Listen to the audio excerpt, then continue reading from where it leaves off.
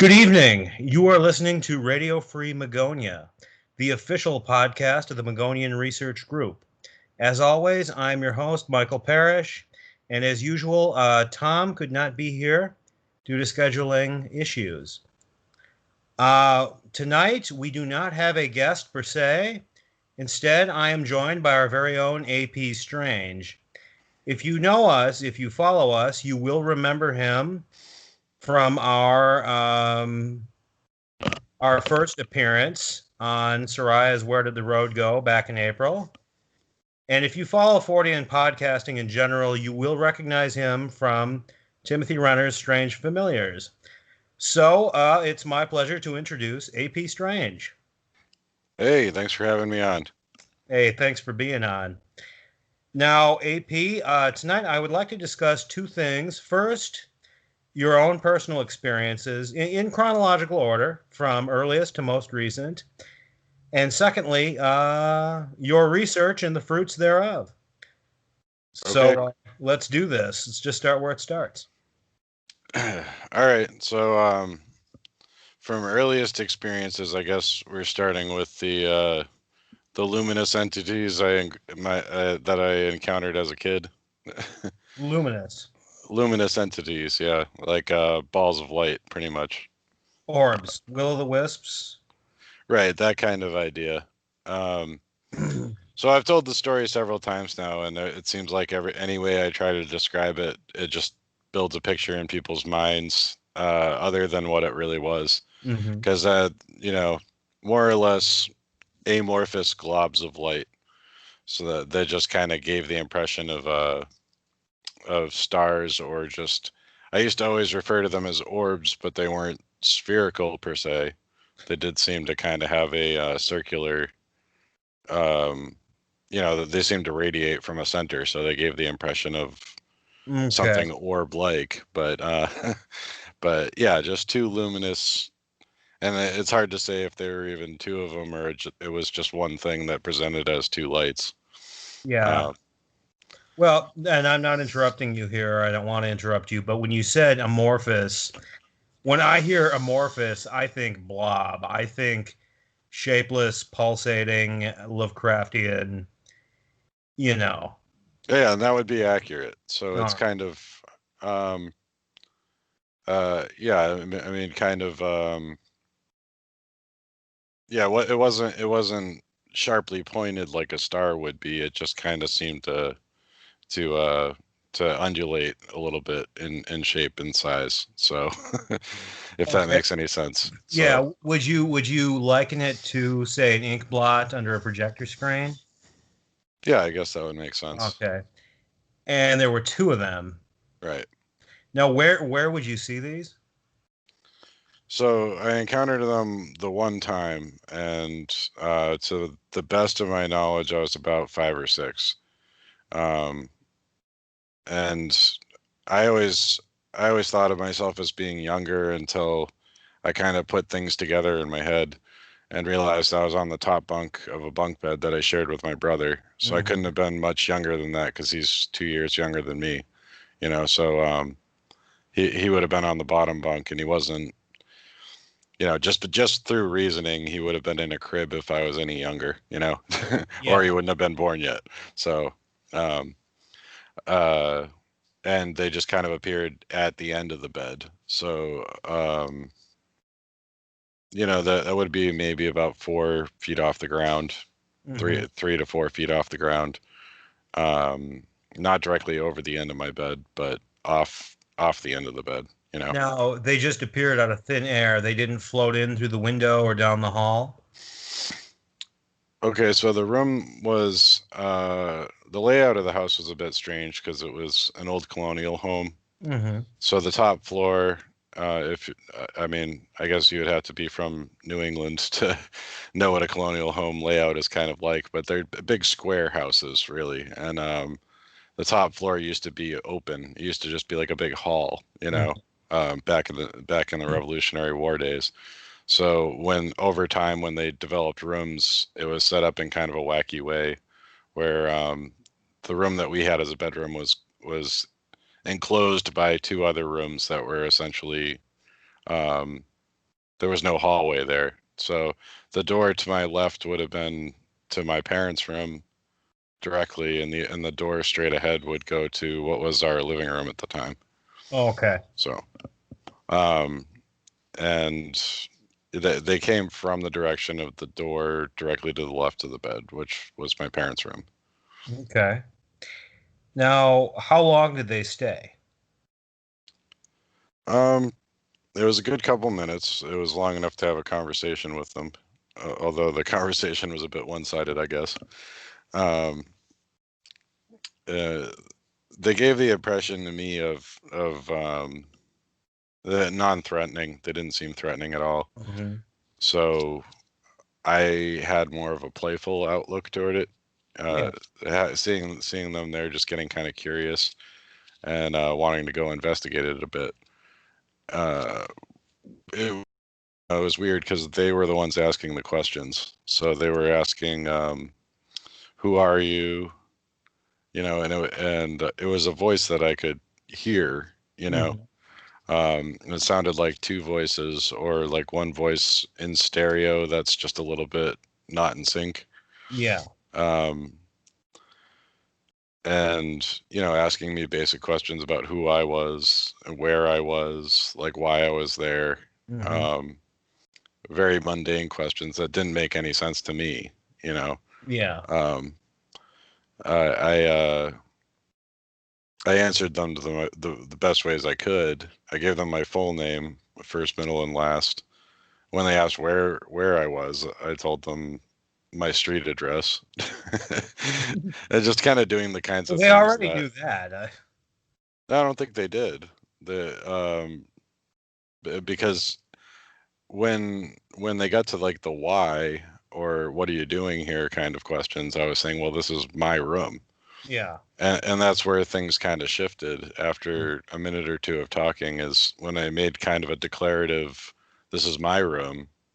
And I'm not trying to be mean about it. But kind of like, what do you mean? What am I doing here?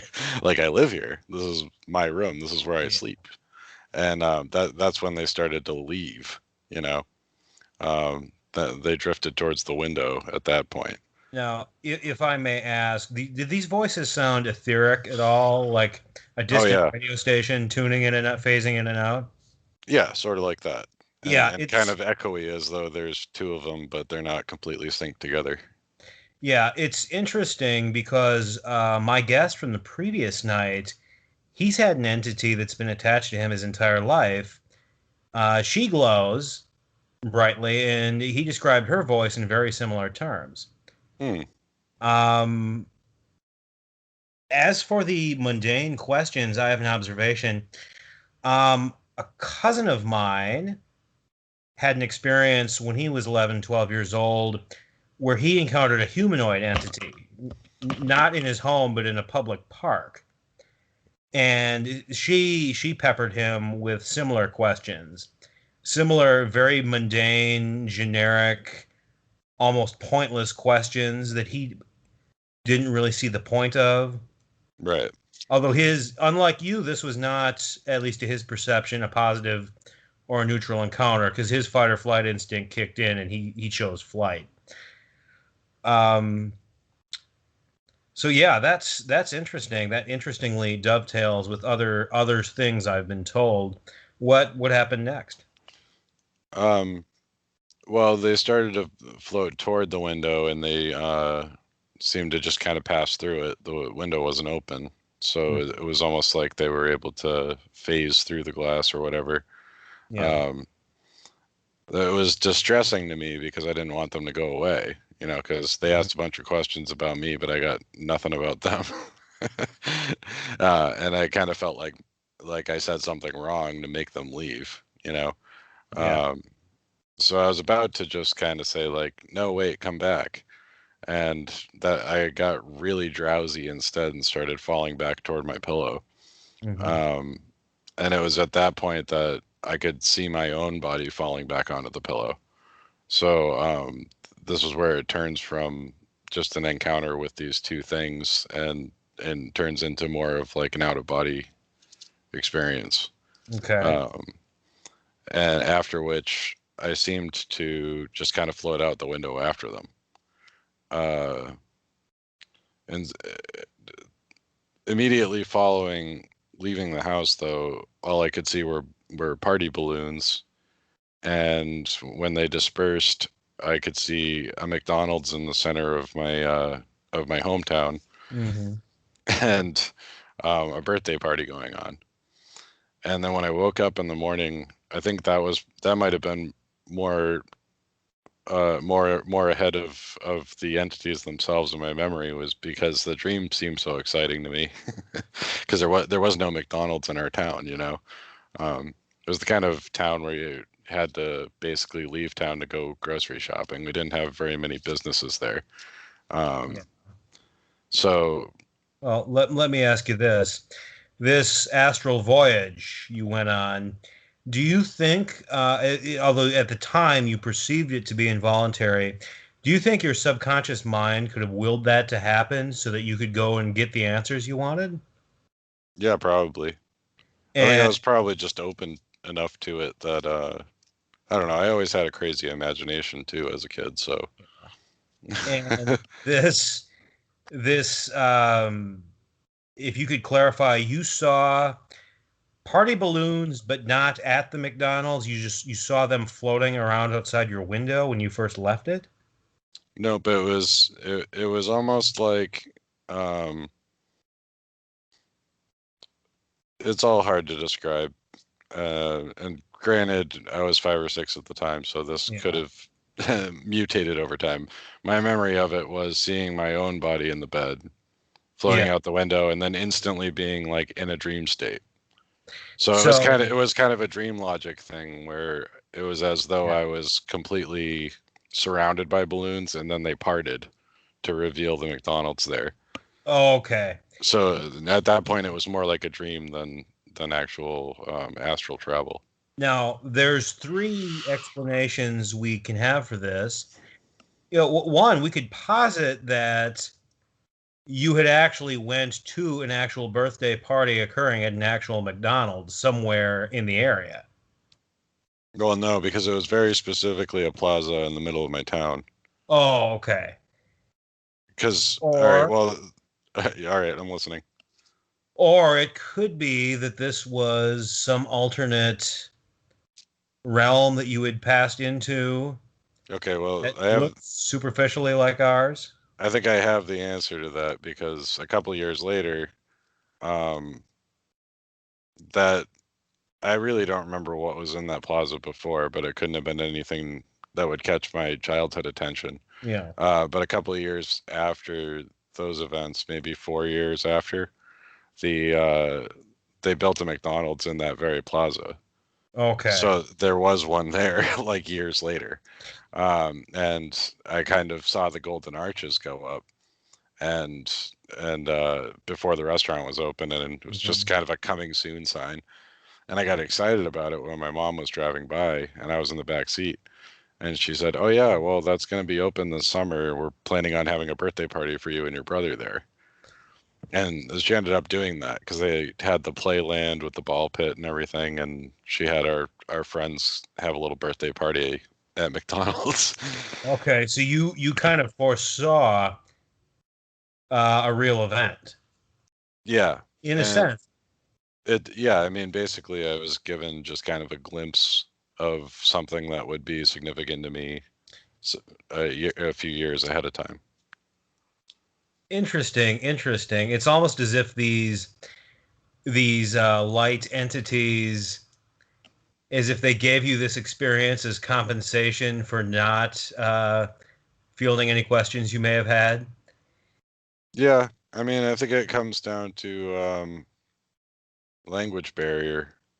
Yeah, If you consider that something operating on a different view of reality or a different spectrum, uh, their means of communicating would almost definitely be labored at best, and yeah. the questions they asked might not make any sense to me. Their understanding of my intent and my curiosity about them could be misread as, "Oh, you want to know more? Well, here's a glimpse at your future." And it wasn't Yeah. exactly my future, but it was symbolically what was going to happen. But Yeah. literally where the building was going to be. And it's also the reason I remember any of this at all, really. Yeah. I mean, I could have easily gone my whole life encountering those beings, but not having the secondary experience Hmm. and have written it off as a dream and forgot about it like 20 years ago. Yeah. But the fact that the events of that vision that happened post OBE came to pass Hmm. is what always gave me pause. It's like you have So to. yeah, you interacted with an intelligence whose logic, whose thought patterns are just radically different from ours. So the way they process things, the way they respond to things, the way they confront situations is entirely different from ours. That's the best inference we can make. Right. Yeah, Although that. it is somewhat unnerving that these things knew enough about your future to let you in on it.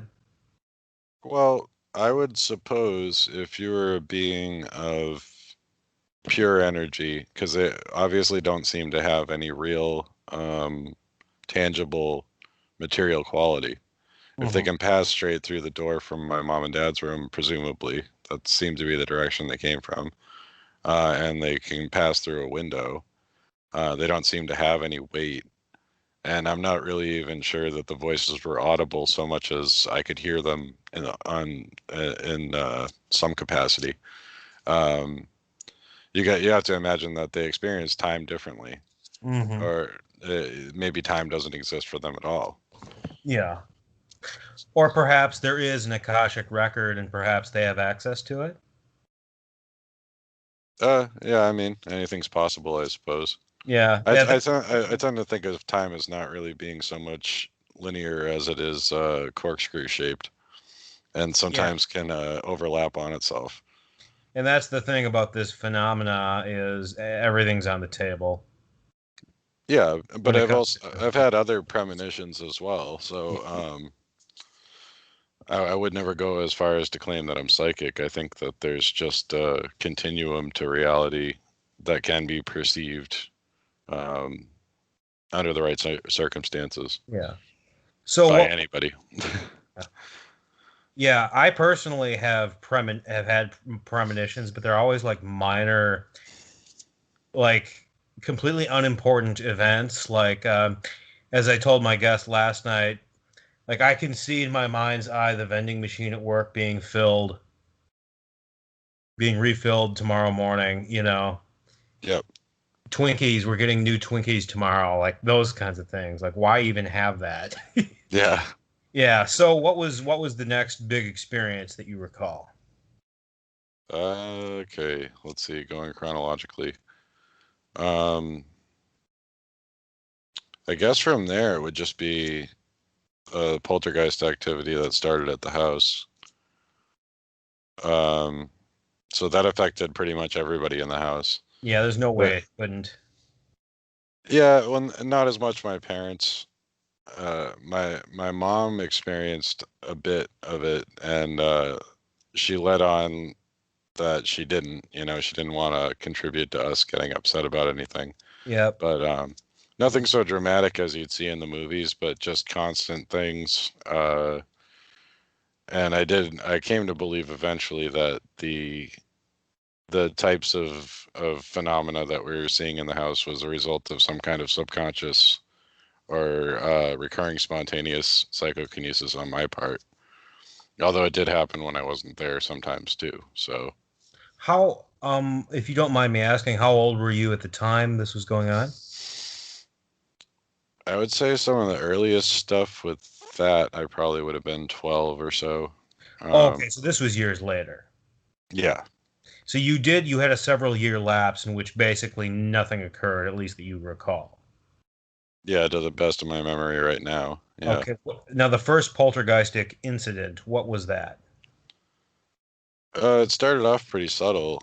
Uh, Things falling down that you could maybe account for.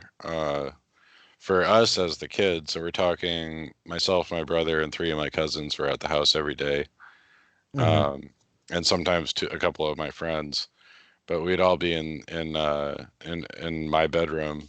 Mm-hmm. Well, my brother and I did still shared a bedroom, but at this point we had shifted them around. So what had been the bedroom that I experienced the original encounter with the entities, that was now an empty room. Like nobody used it for anything. Yeah. So it was basically a guest bed in there. The twin bed was in there, but nobody slept there.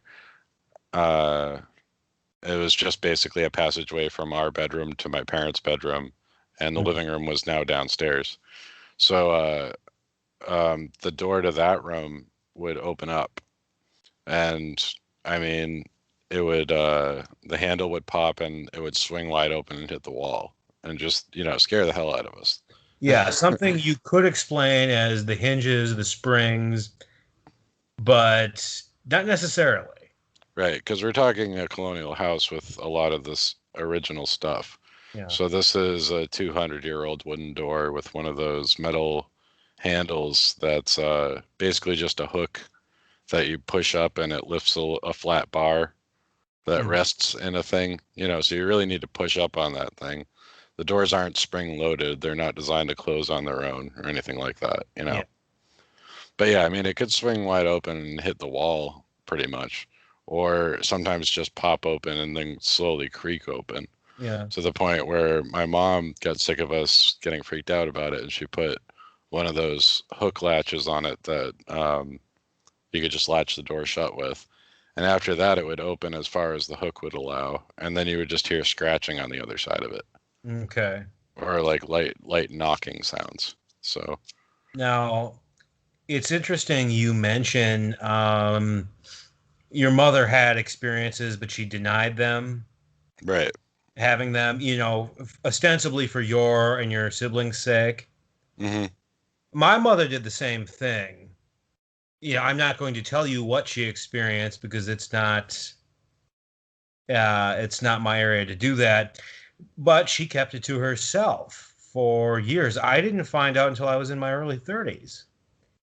Yeah, I mean, I'm still learning new things about stuff that happened at that house that my mom didn't tell me at the time. Yeah. My point is, I think that's a common reaction that parents have. That's a common judgment they make. And I don't mean to digress into a soapbox here, but I think that's a mistake. I think it's ultimately better off, the children are ultimately better off having this acknowledged, having this addressed, having this confronted and removed, even if doing so is frightening at first. Yeah, In the long run, I think that's better off than just leaving it, just kind of leaving it in just like the fog of memory for years. right. Uh, Well, I think it was more on her part when all the kids were around. She just didn't want to incite a panic. She yeah. was a little bit more open about it when it was just me and my brother. But she used to just basically, she had sort of a daycare situation going on where she was Mm, watching my cousins for a couple hours in the afternoon after school and stuff. yeah. So when she had 5 to 7 kids in the house, she didn't want everybody freaking out. But when it was just me and my brother, she would be a little bit more relaxed about it. Hmm. And to be fair, she was open to a lot of things back then, and I think still is. And I think some of it actually scared her, so she didn't want to believe it herself. So she's very Catholic. So I'm sure some of that really freaked her out. But Yeah. And she, she, that's she reported hearing us or hearing children laughing outside and that's a playing in the yard. that's a common experience.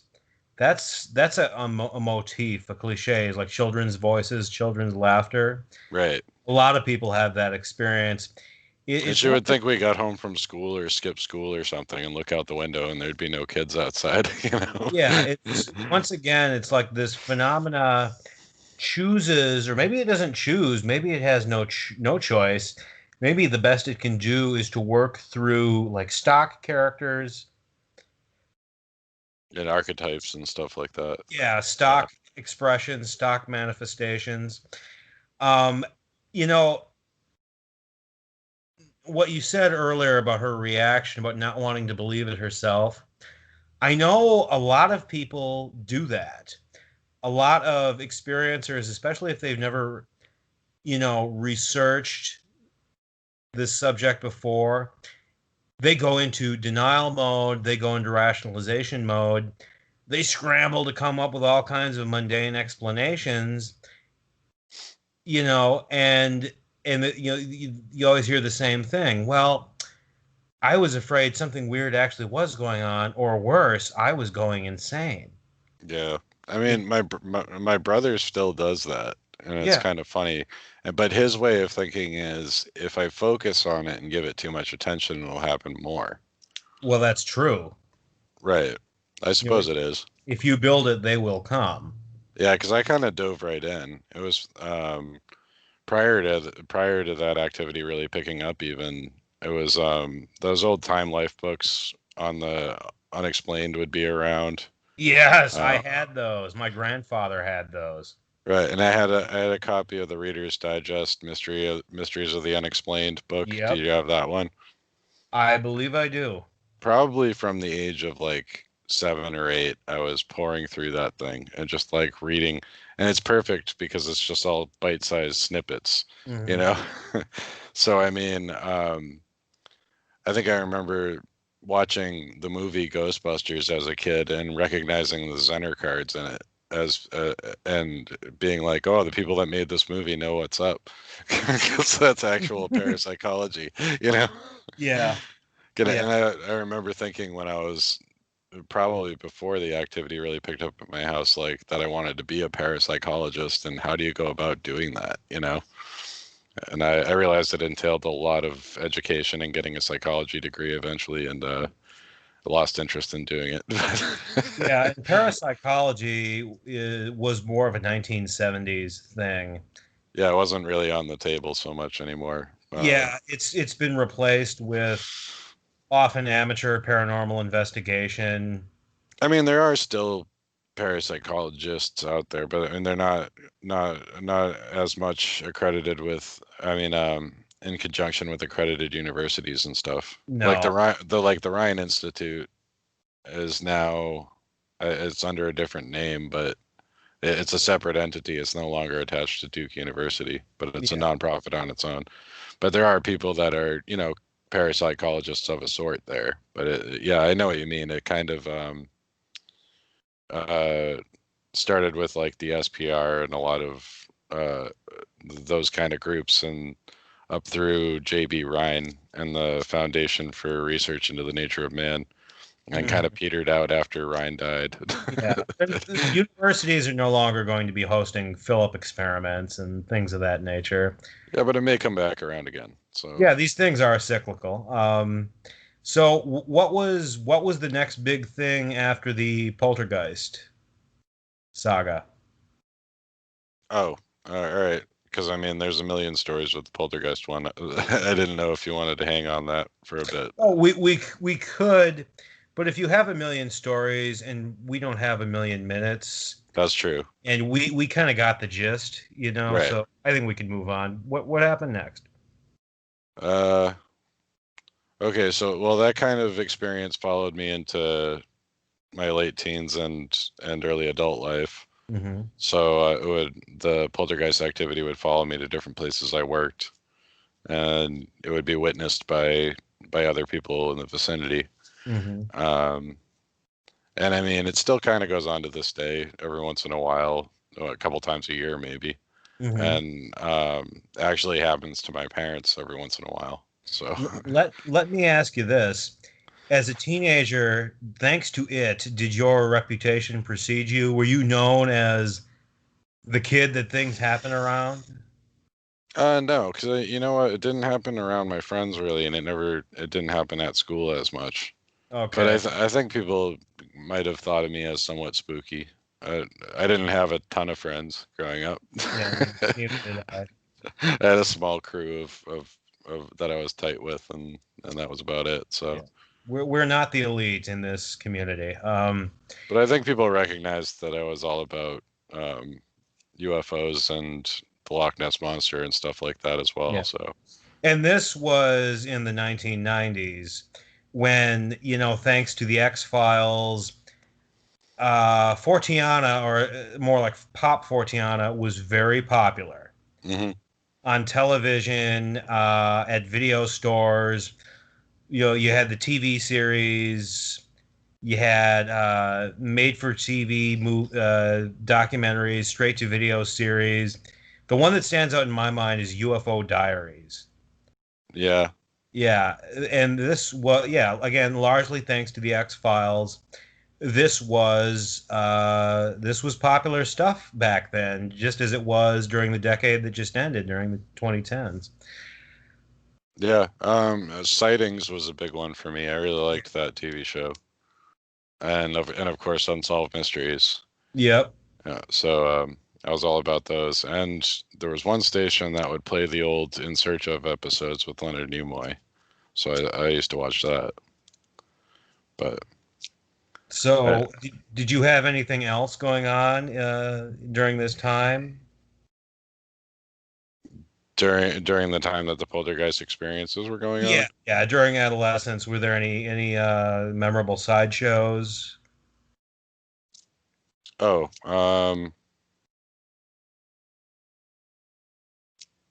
I mean, are we talking about the fortune telling blind lady? Or is that where we're going next with this?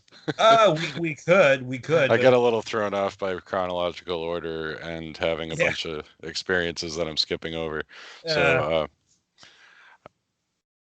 yeah, we could go there yeah. I was because, wondering, like, while the poltergeist phenomena was ongoing, did you have any specific experiences besides that? yeah, I mean, I never had any UFO experiences or cryptid encounters, if that's where we're asking. Just a lot of the poltergeist sort of stuff. Um, a little bit of telepathy and premonition stuff around that time too. Oh, dish, So dish, dish. yeah, so my cousin that was over every day, she and I seemed to have a little bit of a telepathic bond while the activity was happening. Um, so that was kind of weird. And like I said, I was reading about parapsychologists and the way they would run tests, blind tests on clairvoyance and Mhm. ESP. But I didn't have Zener cards of my own. So what we did is we took our tape collection and we sat back to back on the floor, and one of us would have all the tapes and the other one couldn't see any of them, and we'd shuffle them around and then put them in a specific order, Mhm. and the person looking away would have to read off all the album titles from left to right, and we would get pretty good results that way. We could get like 9 in a row. you know and That's good. yeah, no, it was I wish we had actually written it all down. Well, I mean, even if we did, I probably would have lost it over the years, but Yeah. we did kind of like keep track, but it was kind of uncanny because I didn't believe it myself, really. And it comes back to the question of belief and how much you're willing to buy into the stuff. Yeah. Because I And, would I would read them off, and then she would tell me how many it was, and I would turn around and look and see that I was right. And I would have heard her if she was going to shuffle them back. If she was moving them while I was talking, I would have heard it. You know, so but I mean, I'd be surprised, and then she would do it too, and I could see her results right in front of me. It was pretty spooky. yeah. Now, uh, at any point, did either of you stand up and yell, "You can keep your $5"? wait, what? Ghostbusters reference. Oh, right, yeah. No, because there were no electroshocks involved. Well, We did we did it's scare the not hell. credible without electroshocks. Yeah, I mean, um, we did scare the hell out of my other cousin once because we decided to try the Ouija board. My Oh. mom wouldn't let me bring one into the house, so we made one out of construction paper. We just kind of drew all the letters on there, and we used a magnifying glass to look at the spell out the words. As a planchette, yeah. Yeah, and we were too we were too chicken shit to have a completely dark room, and it was afternoon, so we would have had to turn off the light and draw all the blinds.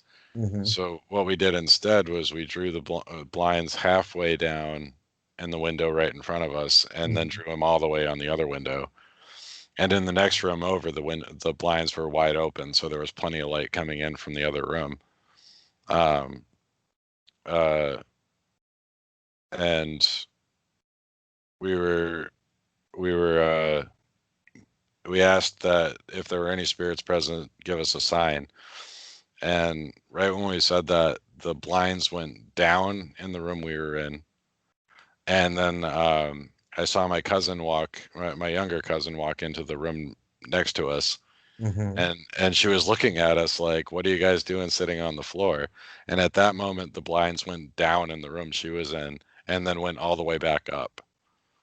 So like it was like the blind fell and then somebody yanked the cord and the blind went back up. So she looked at that and then looked back at us with this shocked look on her face and turned around and just left. Do you do you think that could have been the same poltergeist phenomenon at work? Your own adolescent energies, Yeah, probably. or it could have been an external entity. It seemed like it was a little of both. I mean, we would find notes left to us from this thing on crumpled up pieces of paper. Um, but who knows? That could be an unexpressed part of our subconscious too, you know? Notes, Yeah. like post-it notes. They were little pieces of lined paper, like a memo pad, Okay, what would be written on or them? sometimes they were lined paper, like from a notebook, but it would be torn to a smaller size. Okay, what would be written on them? What would the message be? I don't remember any of the messages specifically, but it would always sign off calling itself Q. And it was always written in this like squiggly handwriting. Uh, Okay, and I was always really suspicious of it, thinking it was somehow my cousin playing a prank, that could she have would been. scribble these notes and crumple up the paper and leave them around for me to find. But Yeah. but I mean, she would get them too, and I never got the sense she was a good enough actress to be as surprised as she was about it, you Yeah. know. And I would find them in like the damnedest places, I'd find them like outside the house, where I just happened to be just in the yard, But and you don't recall any specific they would uh all be related to whatever we were doing that day. okay. So it would be weird stuff like I can see you, or where have you been, or something, It just would weird. be both interesting and unnerving to set up a security camera in the house anywhere where there is paper, and then check it in the morning and find, footage of a pencil floating into the air towards a paper as if moved by by an invisible hand, Yeah, and then seeing the paper being torn as if by an invisible hand and deposited somewhere. right. That would have been interesting. Your story, it brings to mind two of my own. Growing up, in the house, two houses down from me, there were a brother and a sister that I was friends with that I saw like every day, and to the Yep, point where they were almost family. Now their parents had a Ouija board. They had the old one from the 1960s, the mystifying oracle, yeah, where it's the image of like deep black space with the wizard in the blue robe, his yep. hand up. I've seen those before, but I've never actually gotten to hold one or use one. Mhm. Yeah. We used that twice, and nothing came of either. Wow. No experience whatsoever, which I'm actually thankful for in hindsight.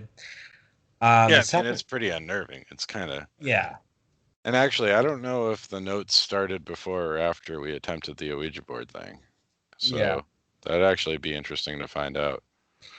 But Um, like I said, there was the sheer amount of things that happened and our inability to really tell people about it yeah. kind of made it so it's all a big jumble. I don't really know in what order things happened. Yeah. The Other second. other other than that, it began with that door. Yeah. So The second experience you reminded me of, this was more recent. This was in 2016.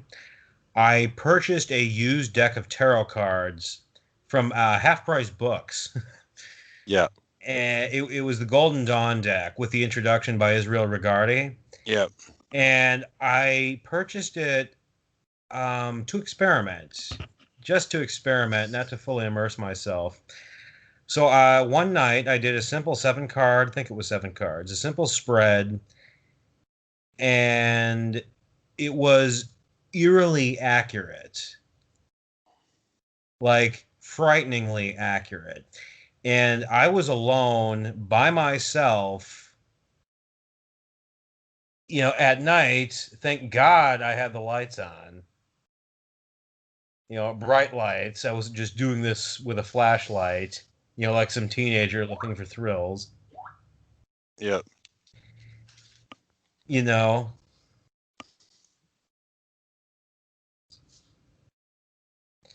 But and I was just frightened because I realized this information was A, correct, B, it had to have come from somewhere, and C, whatever that somewhere was, I was in contact with it.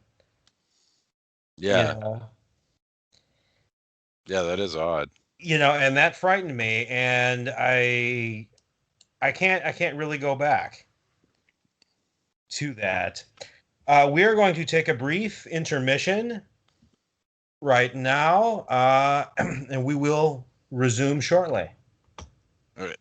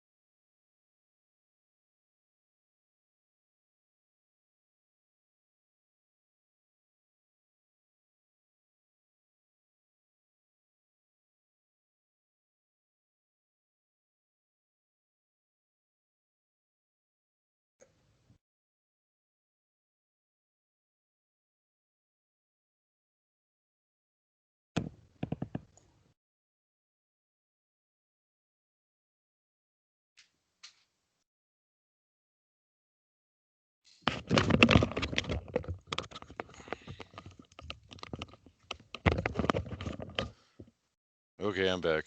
All right, welcome back. Um, do you think we can just skip straight to the parking lot woman story now? Oh yeah, yeah. All right. So it was early July, late June or early July of 2000 or 2001, probably 2001. But I was out with my buddy and I wanted to go to the cafe and he didn't want to go to the cafe. And we kind of settled on going to a bookstore that had a cafe in it Mhm. and just to get a cup of coffee at later in the evening. So when we got there, um, we started walking towards the bookstore slash cafe, Mhm. and there's an older woman there who has like a whole bunch of plastic shopping bags with her from the Walgreens down the street. Yeah. And I remember she was kind of talking to a younger guy who looked like he was awkwardly trying to get out of the conversation. Yeah. She was trying to like flag him down, and he was like, I gotta go, I gotta go.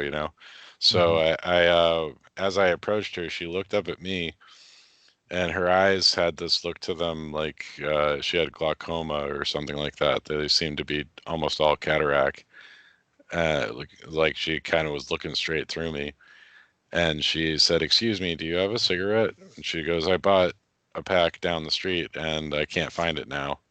And she's going on and on about how she lost her pack. She can't believe it. It's, how aggravating. So I gave her one without really worrying about it, and went inside the store. We were only in there for a minute or two because we could kind of see that the cafe was closing up, and we didn't want to keep anybody stuck at work waiting around for us to just sit and drink coffee and talk. So just out of courtesy, we decided to go somewhere else to get coffee. And upon leaving the place, she was still out there. Mm-hmm. And I see her again, and she talks to me again and asked if I wouldn't mind giving her a ride back down the street to Walgreens. So you went outside as the place was closing, and you noticed her outside. All right, I noticed her on the way in. So I was walking from the car to the place. That was where she asked me for a cigarette, and I first met her. Okay. And then we realized the cafe was starting to close up, so we didn't stay there very long and turned around and left right away. All right. And so I mean, we could have stuck around. The bookstore was still open for a while, but we didn't want to. Well, we were there for the coffee, you know. Yeah. So, but when we went back outside, she was still there. She hadn't left or anything. Mm-hmm. So then she asked me for a ride back down the street to Walgreens. And she went on to say that she had been hit by a car, and her doctor had advised her that it would be good for her to get exercise as physical therapy. Yeah. So that she tended to walk places, and um, that struck me as kind of crazy at the time because she had over a dozen of these gross, like, shopping bags, plastic bags full of stuff. So for her to have walked that distance um, with those bags being that encumbered, it was kind of like if you go grocery shopping and you got your whole back seat of your car is full of grocery bags, Mm-hmm. and you don't want to make more than one trip into the house, and you figure, oh man, I can just He-Man this all inside. Yeah. Everybody kind of does that. How many bags can I grab and try to do this in one trip? So it was sort of like that, but she's a little old lady and she had to have walked, I don't know, maybe a quarter of a mile down the street to get to where she was from that Mm-hmm. store. And I don't know, it all seemed pretty strange.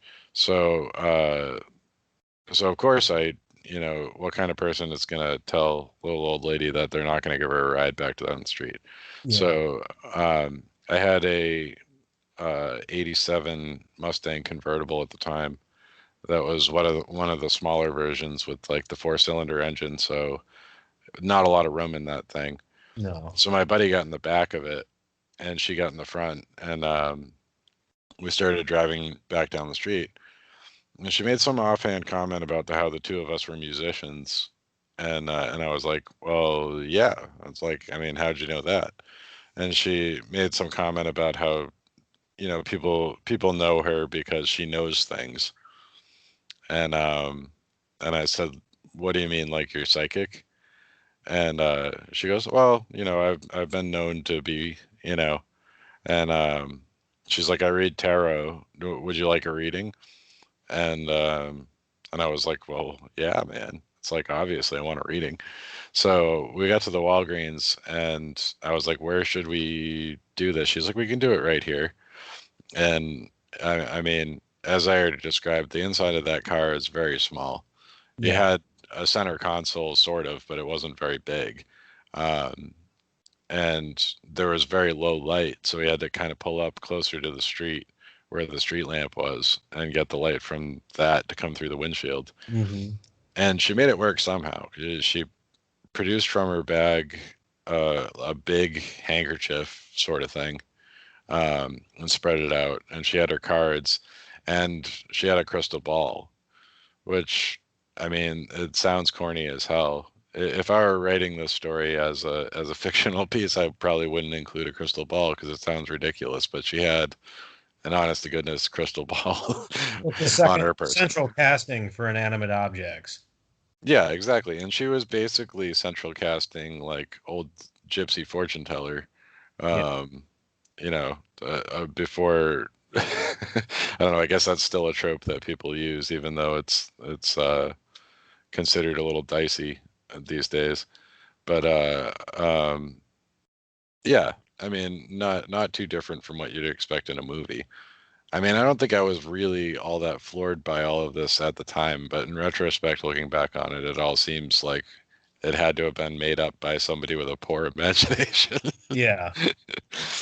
But so she did the reading for me, and uh, a lot of it seemed accurate, but then there were parts that were really not resonating with me, and she was making comments about a woman that was very important to me at the time, and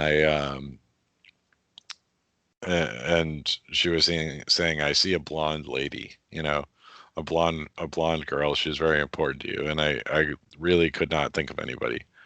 It was like I had a friend, or, a friend that was a friend of my brother and my cousin that I also hung out with that was blonde. And I'm like, could it be her? And I'm like, no. And I mean, I had a girlfriend in high school. Um, and um, she was more Mediterranean uh, in ethnicity, so her hair was very dark colored and her skin was Mhm. darker, so it couldn't be her. Uh, so then it really kind of bugged me. Less, it didn't. I didn't get the sense that the lady was wrong. I got the sense that she knew something I didn't know, and I needed to know who this blonde woman was Yeah. because it was somebody I was supposedly romantically involved with, and you would think I would know that. Uh, And she made some other comments that I don't remember specifically now, but I remember at the time they seemed accurate enough for me to really have pause to consider the blonde girl part of it. Um, so after the reading, she started to get out of the car, and she had one of the bags was full of ripe cherries, and she opened it and she said, "Would you like a cherry?" So I took one, and then my buddy had to get out of the back seat and sit in the passenger seat. And as he's closing the door, I saw this woman kind of bend at the hip to pick up all her bags, and that was it. Um, I at that point turned to face forward and looking at the street, just kind of rolling over everything she told me in my head, and I was in kind of a daze. And meanwhile, as I'm talking about it too, I'm saying to my friend, "Wow, that was crazy." Did you hear what she said? That was. And he's not paying attention because he's still looking out the window. And I finally asked him, "What are you looking at?" And he goes, "Well, I'm trying to figure out where she went." And and I'm like, "Well, what do you mean? She probably went in the store." But it didn't occur to me to drive closer to the store to drop her off, which would Yeah. have been probably polite. But we were at the far end of the parking lot, and he's like, "She must have gone pretty quick for a little old lady to get in that store." Yeah. And I got out of the car, so I mean, it's really only a minute has passed, and I'm looking around everywhere, and she's nowhere to be found. So, I mean, from my perspective, the last time I saw her was when she bent down to pick up those bags and went out of my line of vision. And you would have logically heard her footsteps and heard the rustling of the bags in her arms. Well, yeah, if I were paying attention to it, sure. I mean, I totally accept that I could have missed all that. Yeah. But my friend had to get out of the car to get out of the back seat to get into the front seat because you needed to push the front seat down in order to get out Yeah. and then get back in. So it was kind of like he closed the door and looked out the window, and from his perspective, it was almost like she was never there at all. Yeah. Because to him, it was basically just he turned his back for a second, and when he went to put his seatbelt on, he turned to the side and nobody was there See, anymore. that reminds me of my cousin's experience, which occurred, as we discussed earlier, in the summer of 2000, where he interacted briefly with this strange woman in a public park, and she did not have a grocery order, but she did have an art kit. Yeah. Paints, paint brushes, paper to paint on, an easel, etc. And she was gone in a flash and nowhere to be found, even though logically she should have been visible down all the blocks from all directions, even in spite of having that cumbersome cargo to carry with her. And what's more, she was barefoot. Yeah, that's weird Yeah, too. that would hinder you further on the grass and on cement. So yeah, it really reminds me of that. What did you do after that? Uh, well, for the rest of that night, I'm not really sure. I think we ended up going to the cafe that I wanted to go to in the first place, and Mm-hmm. it did bother me for days. The woman had told me her name was Clara, and I Mm-hmm. was like telling people the story and just being how weirded out I was by it. Yeah. So, and I was like really weird about talking to my girlfriend because she, she was a couple of years younger than me, and her parents were a little bit strict, so I didn't see her like every day. Yeah. I would have a phone conversation with her at night usually, and we'd get together a couple times a week. But I was kind of being dodgy about it, not talking to her as much because I was really worried about what this whole blonde girl thing implication was. Mm-hmm. And the 4th of July came around. We had a party at my buddy's house, and that's like the first time I saw her after that. And she had bleached her hair so that it was completely blonde. Mm. So that freaked me out even more. Yeah. Let me ask you this. This woman, the details of her appearance, her clothing, was there anything noteworthy about it? Anything that struck you as odd now or then? Yeah, well, looking back on it, she maybe seemed a little bit overdressed for the summer. I mean, she had kind of one of those big handkerchief bandana sort of things for her hair, Mm-hmm. um, you know, adding to the mystique of her look. And, was wearing long sleeves, a little bit unseasonable, I guess. The things that really didn't add up for me was how slow she seemed to move. She seemed kind of frail. How Mm-hmm. she had gotten that far with that many bags in the Yeah. first place, let alone how she disappeared later. And the eyes were the other thing where it was the kind of appearance to her eyes that any reasonable person would take one look at and be like, "Oh, you're blind. Okay." You Yeah. know, there's no way that you can see with those eyes. And Um, yet I should point out that strange or out of place clothing is very common in these encounters. right. Many entities are often described as wearing strange, seasonally incorrect, ill-fitting clothes, mismatched clothes, etc. Here's something I just noticed. As a small child, you had an experience in which an event from your future was revealed to you. Hmm. Years later, you had another experience in which an event from your future. Well, I wouldn't call your girlfriend bleaching her hair an event, but a detail from your future was revealed to you. Well, in both cases, they're kind of mundane and silly. It's almost as though they were there specifically to make me take them seriously. Yeah, Something very minor just to make me realize it was accurate.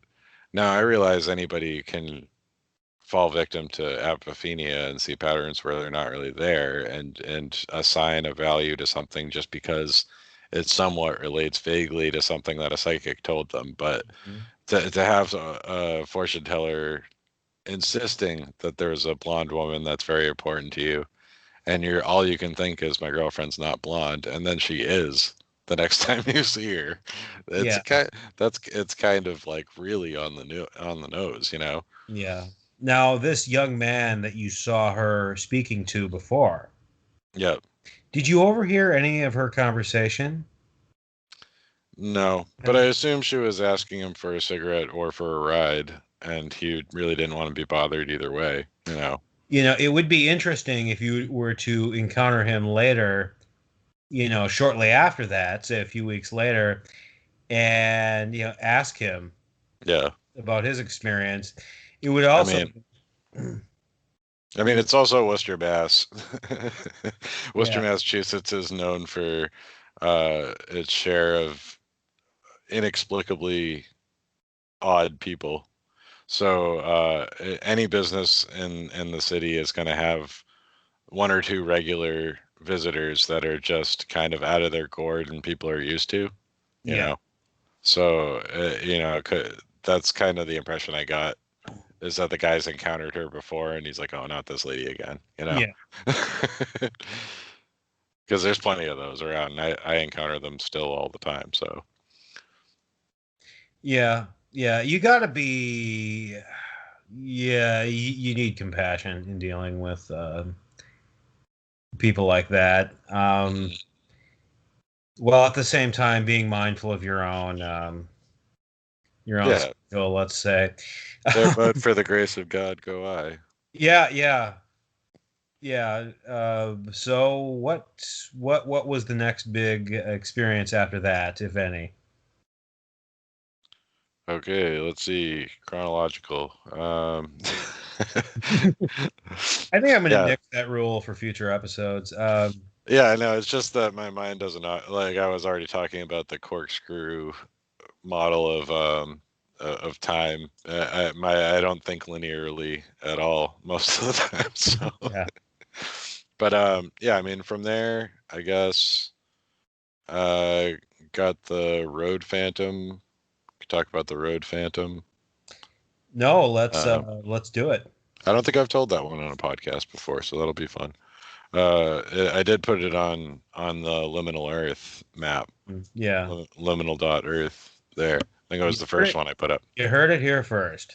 Yeah, yeah, I haven't actually told it. So, um, well, I mean, all right. So then getting into my late teen years, that's where I started having depressive episodes and started seeing a doctor about it. So started taking different medications and stuff. Um, I don't like talking about that period of my life so much, but the there was side effects from the medication that kind of just made the symptoms of the depression worse. So I would notice things in the I'd be in the car. Usually, when I was a passenger in a car, I would see figures in the road or alongside the road that I just kind of called them road phantoms. And I always felt like I'm the only one that can see them because I'm hallucinating. And I just kind of accepted that it's a hallucination, you know. And I used to joke with my friends that most people needed to do drugs to see things that weren't there, and all I had to do was not do them. So, because I had a chemical, I had a prescription for medication Yeah. for the depression. Um, so, uh, in my early 20s, I worked at a cafe, and it wasn't uncommon after work. And again, talking about this period of my life is very different from where I'm at now. Uh, so I don't need people to get the impression that I haven't taken any medication for anything Hmm. for over 10 years. And I don't recreationally do drugs at all, at least in the past decade, very much. So, but at the time I would smoke a lot of weed with my buddies, Hmm. and I worked at a cafe, and so it wasn't uncommon for us to close the cafe, um, and have a few tokes and go to the bar Hmm. uh, before last call came. So we were going down the street, and I see one of the road phantoms. Now, like I said, I see these things as a passenger, and there had been times where I had been so convinced there was actually somebody in the road that I had shouted out something, and Hmm. whoever's driving would freak out and say, "What? What are you talking about?" So this time I didn't say anything, and we're coming down the road, and I noticed that my friend who was driving swerved so as not to hit the person in the road.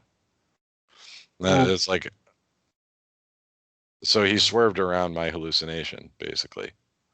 yeah. Uh, it was a woman, a younger woman in a black polka dotted dress with long dark curly hair, with Hmm. her head dipped slightly forward, just kind of staring at us.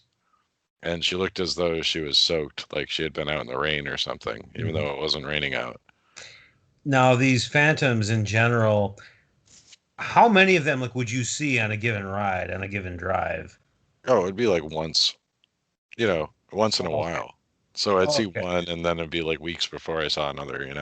And what did they look like in general? Did they all look human like her or They always looked human. The only exception was that occasionally they would be missing parts. So I did see like a trio walking down the street with no heads once. That was a little upsetting. And I was actually driving for that one, but the, this time this time was very different because it took a second for it to sink in, and he said like, "Damn, did you see that woman? I almost hit her." hmm. And I was like, man, there wasn't really anybody there. So he stopped the car and he turned around and drove back. And I'm talking about a stretch of road where there's a little bit of sidewalk, but then there's a fence and it just drops off down a steep embankment. Um, there was nowhere this woman could have gone to. And really, I mean, within a minute, we had turned around and drove back up the road, and she wasn't there at all. So I'm like, yeah. So I mean, either he saw my hallucination and swerved around it, or I wasn't hallucinating, Yeah. or. Well, we can somewhat establish that at least one of these things was not a hallucination. Well, maybe, but what if it was a hallucination and my psychic impression of it was so strong that I forced it on him? Yeah, that's a possibility. But And I want there's a rabbit hole I want to go down here okay, for just a little bit. yep. Supposing these weren't hallucinations, what do you think they could have been? See, that I don't know because oddly enough, after that happened, I was a little bit more open about them. I pretty much didn't tell anybody about the road phantoms before that. And after I opened up a little bit about it, there were a couple other people that admitted to me that they saw them too. Okay, when they were S with you. No, Okay, and on the same road. no, like anywhere in the city, Okay. specifically in the city of Worcester. All Like, right. I mean, I guess it's possible that people could see him elsewhere, but the people that told me that they had seen him too were in Worcester.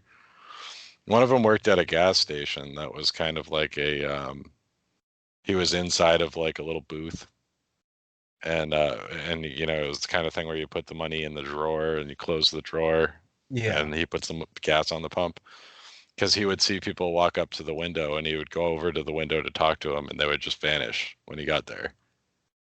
And so so he had that experience, and that was similar to what I was talking about.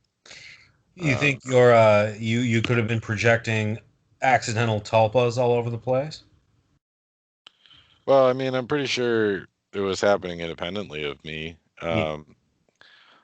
I I think there might be something weird about the city itself. I always kind of got that sense, and I Okay. I don't know what specifically it is. Um, and I mean, I guess you could get into like the Native American lore of the place, but I've never really had any luck with that. Honestly, don't really know how to research that without getting just the white man's interpretation of what the natives believed about the place. I don't know how to get to the actual source with that. You But could. I feel like the whole area has always had some kind of has had some kind of a weird element going on that's hard to describe. Yeah. Now, did any of these figures ever look at you or try to interact with you, call to you from the roadside while you were driving? No, they always just standing perfectly still most of the time. Uh, and that woman, she was glaring at us almost. It was kind of like she had her head dipped forward and like looking up at us. Uh, Hmm. And they how don't long? look they don't look happy. I mean, I could absolutely believe they're just ghosts, just lost spirits or something. That would seem the simplest explanation, but we could also interpret them as tulpas, as egregores, as like manifestations of uh, negativity within the city, Yeah, it could be. kind of people's collective frustrations and anxieties, and whatever. How many years did this go on? Um, I feel like I noticed them most in my late teens and early 20s. So I don't think I've really seen them much since then. Okay. But I don't drive around at night like I used to either. Because that was the thing, is like back then I was more of a night owl, which Yeah. I think contributed to my depression, and it also made it harder to keep up with the regular medication regimen. Mhm. So it was not a healthy time for me, really. No, and I've found that being a night owl is not a healthy lifestyle psychologically, because you end up spending a lot of time alone and a lot of time in the dark, Yeah, and being in neither of those, and I'm not talking paranormally or supernaturally here. I'm just talking in terms of just basic, just mundane psychology. Being alone for extended periods is not healthy for your mind, and a lack of natural light is not healthy for you either. Not healthy for your body and not healthy for your mental well-being. And I do think that people who find themselves in that kind of schedule with the toll it takes on you psychologically, I do think they could be opening themselves up in a minor way, in a small way, yeah, strange experiences with kind of the darker side of this stuff. Not to the same extent that childhood traumas, would, right. but it's a minor chink in the armor. Yeah, yeah. And I mean, I think once I realized that being on a daytime schedule just makes me feel better in general, that was a huge yeah, you never consider when you're younger that it's having a detrimental effect on you to be up all night. Yeah. No, no, but you don't at that age you don't see anything as having a detrimental effect on you because you take everything in life for granted at that Yeah, age.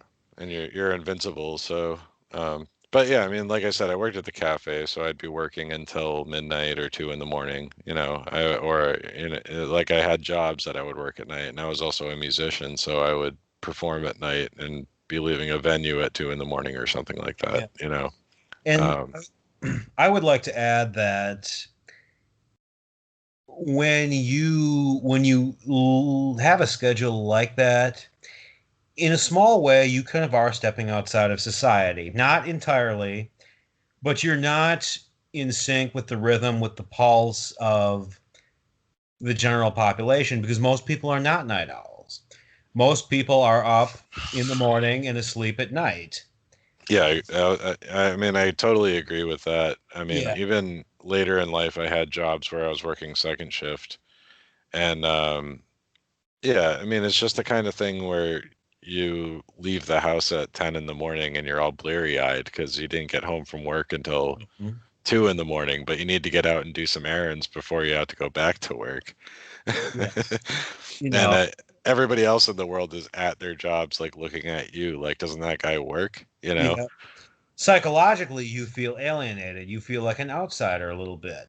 Yeah. And I And think and I if I wanted to do stuff like this, you just even having an interview on a podcast or getting together with friends, mm, they're all like, I get out of work at 5. I'm like, I'll be at work already, you know? uh, Uh, and and I think when you are out of touch with or let's say out of sync. It sounds better than out of touch.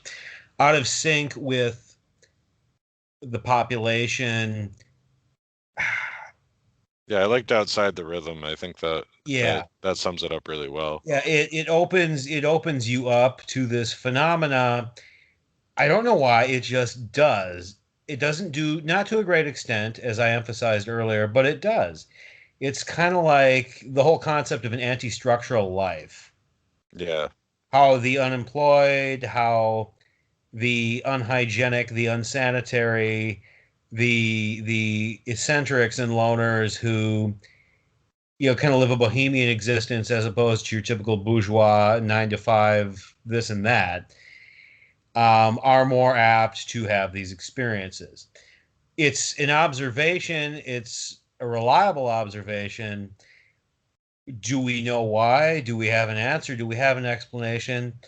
No, but it's there, and it should be acknowledged. yeah. I mean, I think there is a sense of liminality to it.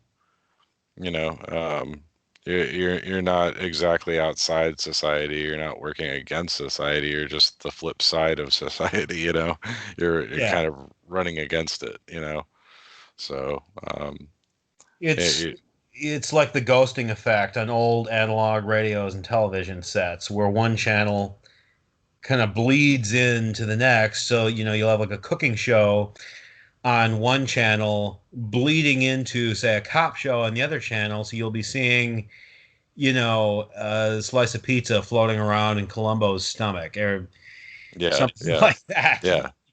That's like the sociological equivalent to that. Right. And it does lend itself to kind of surreal, and sometimes you feel overtired, and things become a weird dream state after a while. Yeah, Kind of when like in a Fight Club when he says everything's a copy of a copy of a copy, you know. yeah, when you're no longer when time no longer means anything to you. Right. You know what I mean? When you're not really telling days from nights or days from each other, when you don't have any kind of set schedule that's keeping you in check,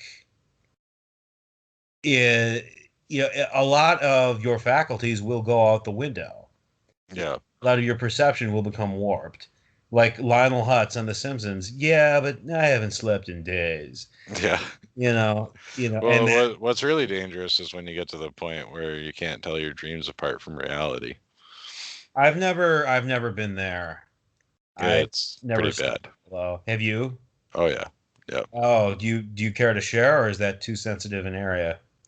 Uh No, it's fine. It's just that yeah, if you get to a point where your sleep schedule is really erratic, Hmm. because I mean, I started kind of eventually adapting to the sort of depressive and other effects that I was having from medications, and like I said, I was smoking a lot of weed too at Hmm. those times. Um, Sometimes it would turn into kind of an experiment, like let's see how long I can go without sleep, or let's see what happens if I only eat once a day or not at all, you know. So I pushed myself to extremes a lot during that time. um, and yeah, sometimes you get to a point where you'll be talking to somebody and mention something that they told you the day before, and they're looking at you like you got two heads, and you realize, oh, I only dreamed that you said that. you know, it just leads to a very confusing life where you no longer trust anything you see. Yeah, there are the benefits. There are definite benefits to having a regular 9 to 5 job, Hmm. to having Structure is yes, important. hobbies and artistic projects that you pursue in a disciplined fashion, to having family obligations. Yeah, you really have to have those things. I've learned that the hard way myself, but not to the extent that you have. Yeah, and I Um, mean, yeah, like I said, it was part of the follies of youth and thinking that you're just going to bounce back and be the same person you were. Um, But I mean, I've always been really fascinated with dreams anyway, so I think I mhm. fixated a lot on them at the time. and Yeah. that would cause them to kind of bleed over into my reality as well. But Yeah. See, for me, dreams, most of my dreams are meaningless to me. They're just, most of them are meaningless, period. They're just randomized jumbles of people and places and things from my life, from my past, that just kind of reflect my own experiences, my own interests. Sometimes I have dreams, or I've had dreams, that when I first wake up from them, they seem to have this warmth to them, this real deep emotional resonance. that's cool. Like, oh, I'd love to go back to that. That just meant so much. And then as the day goes on, that fades. I'm like, yeah, it's just my imagination, putting things together. Yeah. I'm not entirely sold on the connection between Forteana and dream states. In all instances, it's, Freud Oh says yeah. sometimes a cigar is just a cigar. Hmm. 90% of the time, a dream is just a dream, Yep. you know. Yeah, oh no, I agree. And like sometimes I'm listening to a podcast like this, and like while I find dreams interesting, uh, it secretly kind of irritates me when somebody comes on a show and you think they're going to talk about their paranormal experiences and they spend the whole time talking about dreams.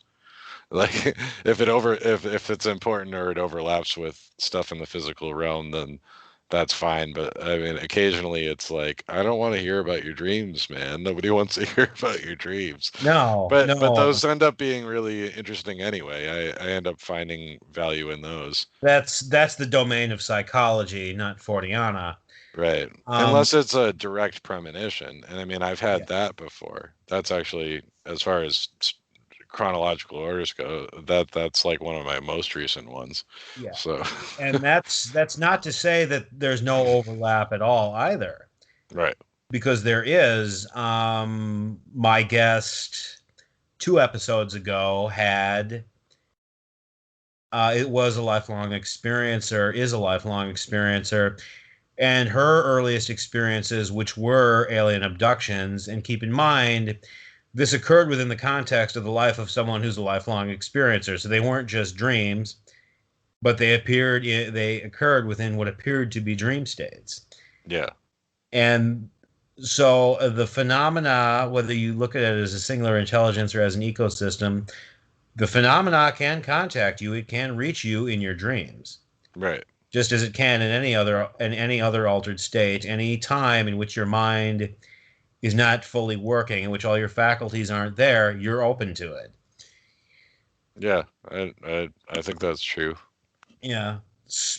So after the roadside phantoms, what happened next? Okay. We're getting more recent now. Let's see. We've been going almost an hour and a half. Um, I had I had the black cloud encounter. That was pretty strange. What was that? I was at an intersection with the guy that I was in a band with at the time. He was the harmonica player and he was driving.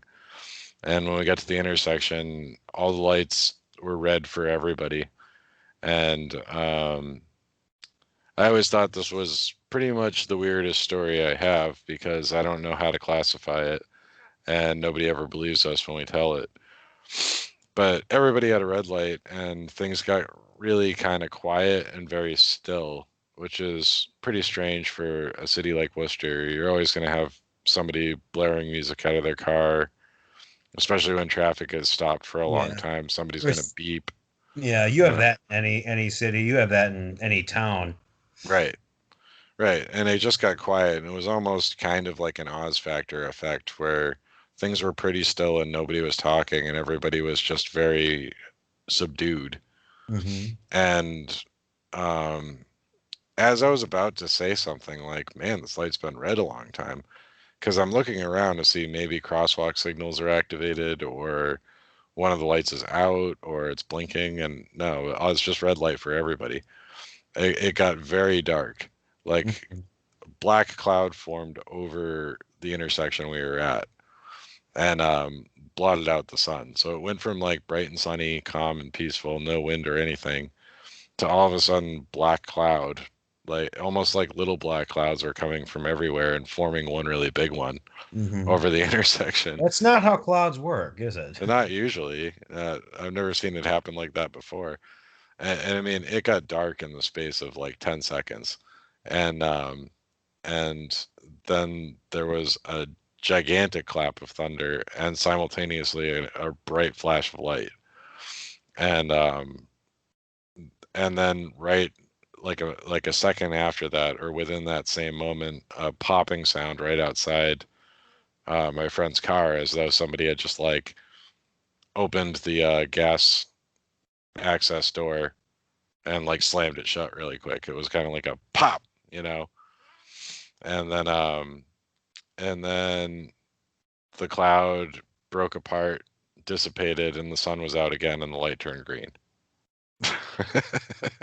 The only thing we could figure was that the car itself actually got hit by lightning. That Weird. because the hairs on our arms were standing completely up, and he had long hair, and it was like all frizzy and sticking out like static electricity. And he was dragging like a little piece of metal from his undercarriage, so I guess that would have connected to the ground. Otherwise, the car would be grounded. Um, but but yeah, that was weird because we drove down the street to where the party was happening, and nobody at the party believed us at all because from their perspective, it was bright and sunny out, and there hadn't been any thunder or lightning or anything. Like nobody believed us at all. So I don't know what the hell to make of that. I've heard of strange atmospheric phenomena before. I've heard of like sky beasts in cryptid lore. Oh yeah, Yeah, but this doesn't seem to be that. In fact, I've never heard of anything like that before. yeah. No, I have the Corliss Handbook on Unusual Weather Phenomena, Hmm. and I've flipped through that thing, man, looking for something that seemed like that, and I couldn't find anything. If I could help you, I would, but I can't. Yeah, that's just a It's real weird one. it was localized just to your vehicle, Yeah, just during the time that the lights were red for an inordinate amount of time. not the vehicles around it. No, I mean it was enough to make it dark out, right? So I Okay. mean it was the cloud itself was big enough. It was at like a normal cloud height, Yeah. but it was above the intersection. It made that whole city square dark, Okay. just long enough to have that one thunder and lightning simultaneous clap. Yeah. I'm tired right now, so I'm not like catching all the details of everything you're saying. But usually I am more intelligent than I come across right now. It would be interesting. It would be fortuitous, in fact, if someday you were to encounter, some of the other people that were on the street at that time, and for Yeah, this to just come up organically in conversation, like, I was at an intersection once, and fill in the blanks. yeah. Yeah, but yeah, I've got no explanation for that. You tell me that Western Massachusetts, that you get a weird vibe off it. Oh, in Worcester, not Western. Yeah, Worcester? Worcester. Yeah. I've always Is it? known Worcester as the city that ignores most of the, like, a lot of the letters in its spelling for some reason. Yes, it does. It's spelled like Worcester, but Yeah, it's pronounced Worcester. Yeah. I've never understood that, and I always wondered to myself, how many people make that mistake when visiting the city? Oh, When all the they're time. there. It's like, when you'd go to a concert at the local concert venue and the Yeah, band would come out and they'd be like, "Hello, Worcester," yeah. But You get it all the time. that's a mistake that can be easily forgiven. Yeah, touring Yeah, band. Yeah. because it's so understandable. No, it's weird to us though. I mean, we have a ton of town names in this state that make absolutely no sense. And if I Yeah, sent them all over to you, you would mispronounce them, I guarantee you. yeah. Well, it's the same way here in the Midwest, but it's the inverse. like we have like town, like place names that people mispronounce, Hmm. like people who live there have lived there for years, like Desplaines, Illinois, the Chicago suburb notorious as the home of John Wayne Gacy. It's a French name, so the S is silent. It's Oh, Des Moines. pronounced Des Plaines, Oh, Illinois. all right, but Uh, similar to Des Moines. yeah, but Yeah. everyone there pronounces it as Des Plaines. Oh, weird. Yeah, even though these are the same people who will properly pronounce Des Moines as Des Moines, Yeah. it doesn't make sense. Like the French philosopher Rene Descartes. Oh, it's Rene Descartes, you know. Right. But on a back to a serious note, could you just elaborate on this? Is it the atmosphere, the I general? mean, I figure that a lot of people would recognize it's just an odd place. I mean, it's the birthplace of the smiley face and barbed wire. You know, those are two things we're known for.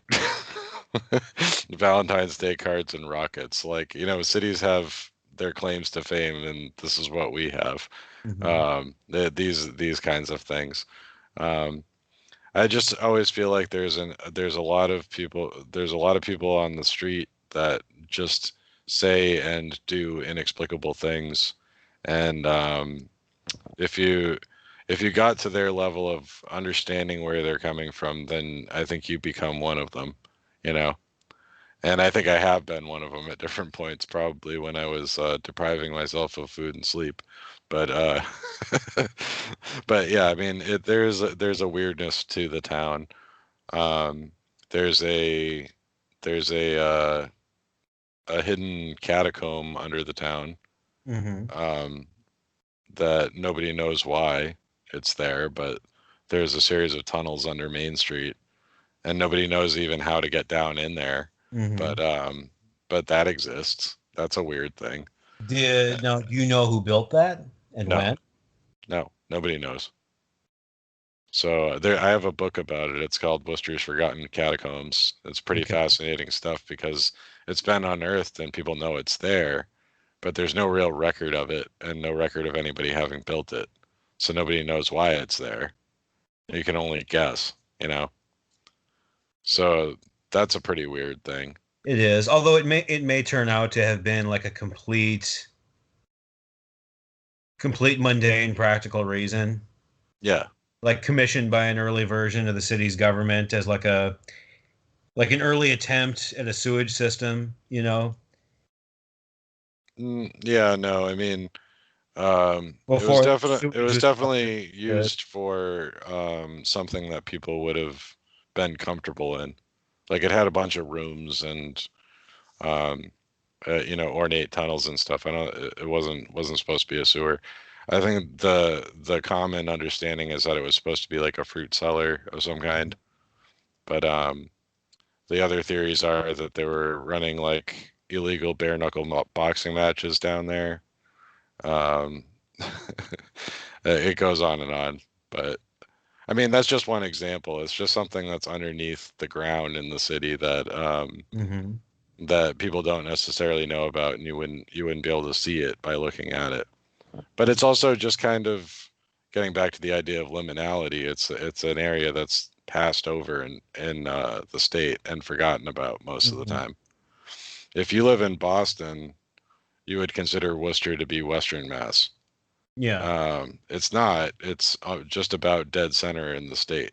You couldn't get any more central.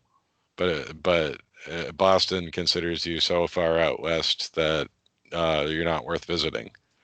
But meanwhile, actual Western Mass is like the Berkshire Mountains, and it's really beautiful country and stuff. And people go out there. There's colleges out there, Hmm. so it's kind of like everything to the west of us has its own kind of more Vermonty, New England flavor to it, and everything to the east of us has the Boston and North Shore like Salem vibe, Hmm. and Cape Cod, like all of that stuff is attractive, and we're dead in the middle where nobody wants to be, you know. Yeah.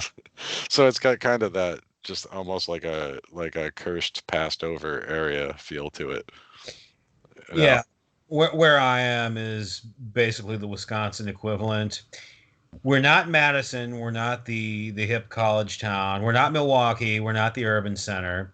We're not even Green Bay, where the Packers football empire is headquartered. Right. We're just this suburban sprawl, this stretch just south of Green Bay, not small enough to have any postcard town charm, not picturesque in any way. Not small, yeah, so not small enough to have the benefits of a small town, but not big enough to have the benefits or the drawbacks, I should add, Right. of a big city. We're just there, and it's just like, who cares? Yeah, exactly. You just feel left out of everything, you know. And we Yeah, do have a lot of historical we have a lot of history in this town, and landmark historical things have happened here, but it just tends to get not talked about as much. But um, it is the second biggest city in all of New England, and mhm. I find that hard to believe sometimes because I'm like, oh, I nobody would ever comes imagine here. Providence, Rhode Island would be bigger, wouldn't it? No, we're roughly the same size, but Worcester has a higher population. Okay. So I So think Providence or Hartford is number three. I can't remember. do you consider it a liminal place? Do you consider it a place that's been touched by the phenomena? Yeah, I would think so. It's all hills and valleys, and it's just a really strange place to be. Um, and people that are there love the city and love to hate it. And if somebody else comes in and starts, talking crap about us, then we'll defend it. Yeah. It's that Ha- kind of thing. have you looked into the geology of the area? Well, it's a whole lot of granite that's common Bingo. um, all throughout New England Hmm. because we had the glaciers come through here Yeah. and the mountain range and stuff like that. Nothing is flat anywhere in this state. Yeah. Uh, uh, Yeah. I see pictures of or video of people driving through like the Midwest where it's all plains and it makes me anxious. I can't imagine driving on plains because I'm used to just hills everywhere. Yeah, I prefer flat surfaces because they're predictable, they're mundane. That and I have a fear of heights. So, Yeah. But I but mean, the way that the topography of the land is makes it very strange weather-wise because you can be in one part of the city and the weather will be completely different in a different part of the city, just because of the way the valleys and the hills move the air around. yeah. Pretty. Now, now is there I'm asking honestly, is there ever been a connection drawn between the topography of a place and the presence or absence of strange phenomena? Because there definitely has been a connection drawn between it and geology. Because as you say, granite and Well, anything I that mean, conducts. from a folkloric perspective, there's often attributes tied to things like mountains or hills and also bodies of water. So I would say that probably topography probably does play something into it. You're Um, you're referring here to things like fairy mounds and fairy forts. yeah, but also mountains. Yeah, Yes. in the British Isles, you have some large hills and mountains and stuff that they're associated with like the Fairy Queen and stuff like that. You know, so I think probably there's something to be said for that. Uh, um, The one thing that I think Forteans should look into more. This is a discipline that was basically just created whole cloth by this French situationist Guy Debord in the 60s. mhm. Psychometry, psycho something, where he studied the layouts, the structures, the maps of like urban areas of towns and cities, and he kind of tried to base an understanding of the psychology and the behavior of the people living in those places based on that, looking at how basically how the layout of a place affects the minds of its inhabitants. Yeah, that And makes sense to me. yeah, and that has all kinds of neat mundane applications, but it also could have Fortean applications. If we link it to geology, if we link it to an esoteric understanding of different shapes and patterns, Hmm. we link it into, well, topography, surface, as we just discussed, that would be interesting. I think it would be interesting to look at a place like Worcester through that lens. Yeah, I mean, um, I think elevation might play into it as well. But yeah, the design, like the design of the city and how easy it is to travel, or even the aesthetics of a place can play heavily into the day-to-day psychology of people, and beyond that, what they experience and encounter. So yeah, so I could see let's that. let's talk about your research. What have you been looking into lately? Oh, very recently, I've been completely all over the place. So it's just pretty much anything that anybody's asked me about, I've I've started looking into. Um, I have been continuing the research, which has been more long term about signals from outer space, radio and TV interference related to the talk I gave on Conspiranormal when I was a guest on there, and some of the blog posts that I've written about I've been looking for other cases similar to the 1977 ITV um, broadcast interruption in southern England, and I've actually found a few outstanding ones, um, and stuff and adjacent stuff to that. So I've recently acquired. I got a book here about Uri Geller, and I Mhm. got a very new, previously unpublished Robert Anton Wilson book about the starseed signals and Timothy Leary. So, So, radio and television interference, what's going on there? um, so the the story that I had my interest originally, and it's funny because I just heard this. I was listening to Somewhere in the Skies podcast today, and they referenced this briefly, but the long and short of it is that that particular interference in 1977 was from Ashtar Galactic Command. Um, the voice of Vrillon, interrupted the Hmm. news and went on for like 5 to 6 minutes with a message from, the Space Brothers to us.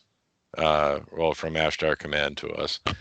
Um, and it's never been solved, really. I mean, people tend to think of it as a hoax, but there's never been an adequate explanation for it.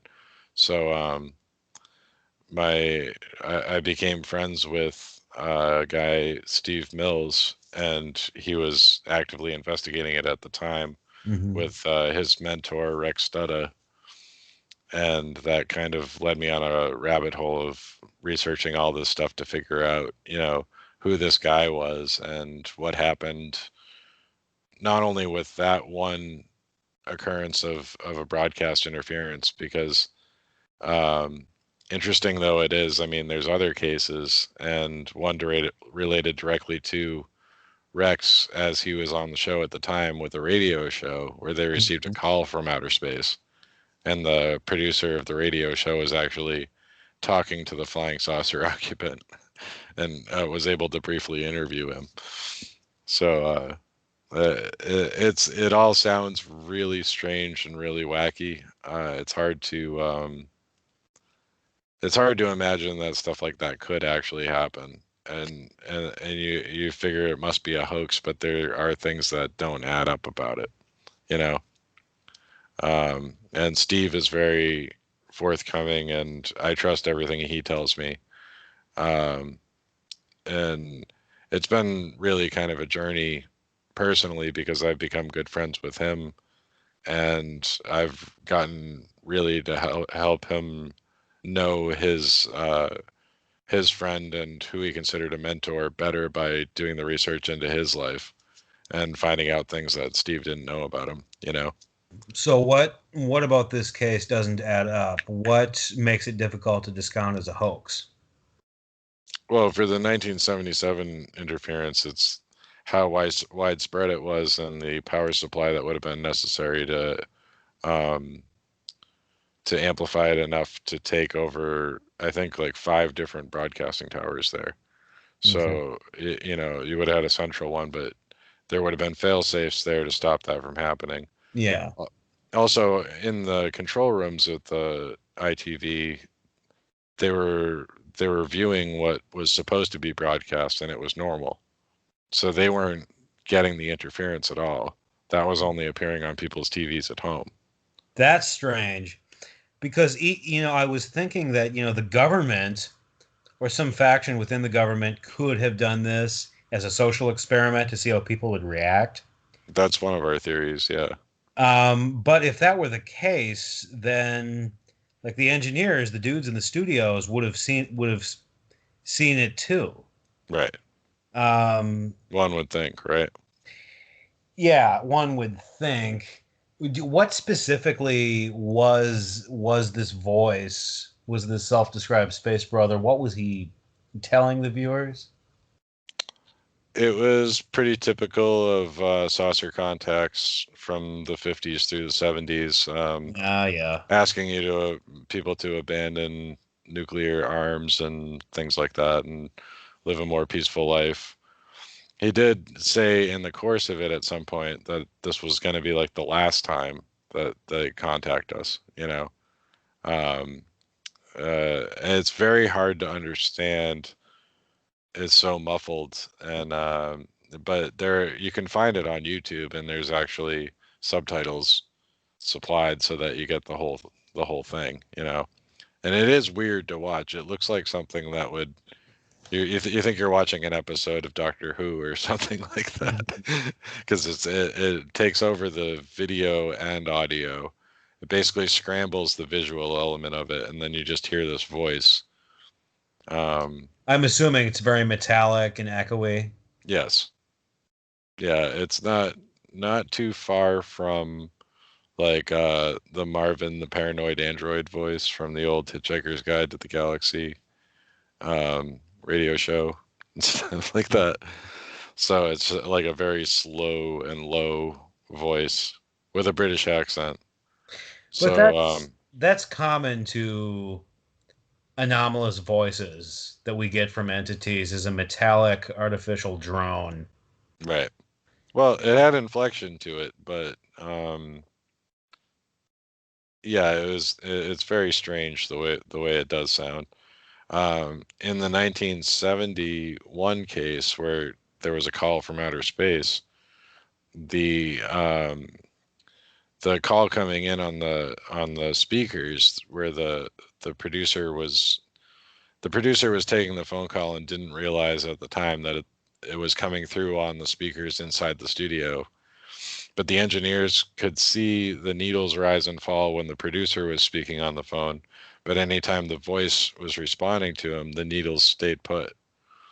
So you could hear the voice audibly, but the instruments that they had on their panels didn't register that any audio was coming through. Uh, Only when the voice from space was talking. Again, it's hard to discount that as a hoax. Right. Um, Unless none of it ever happened at all. yeah. Because the Yeah. only account we have of this is Rex himself telling the story. Yeah. And Steve had heard the tape recording of that conversation. Now, this is of interest to me because like phantom media has always interested me. Phantom phone calls, phantom television transmissions, etc. For instance, Men in Black calls Oh yeah. with All the right. Well, I got a droning story for you. metallic Then you're gonna voices. love this one. Okay. Because I only found this recently, and how the way it tracks with the other Ashtar story, the one that I just related, is I mean, it's really just too good. And this happened in Connecticut Mm-hmm. a couple of years after. It's Darien, Connecticut, and it happened specifically to one guy.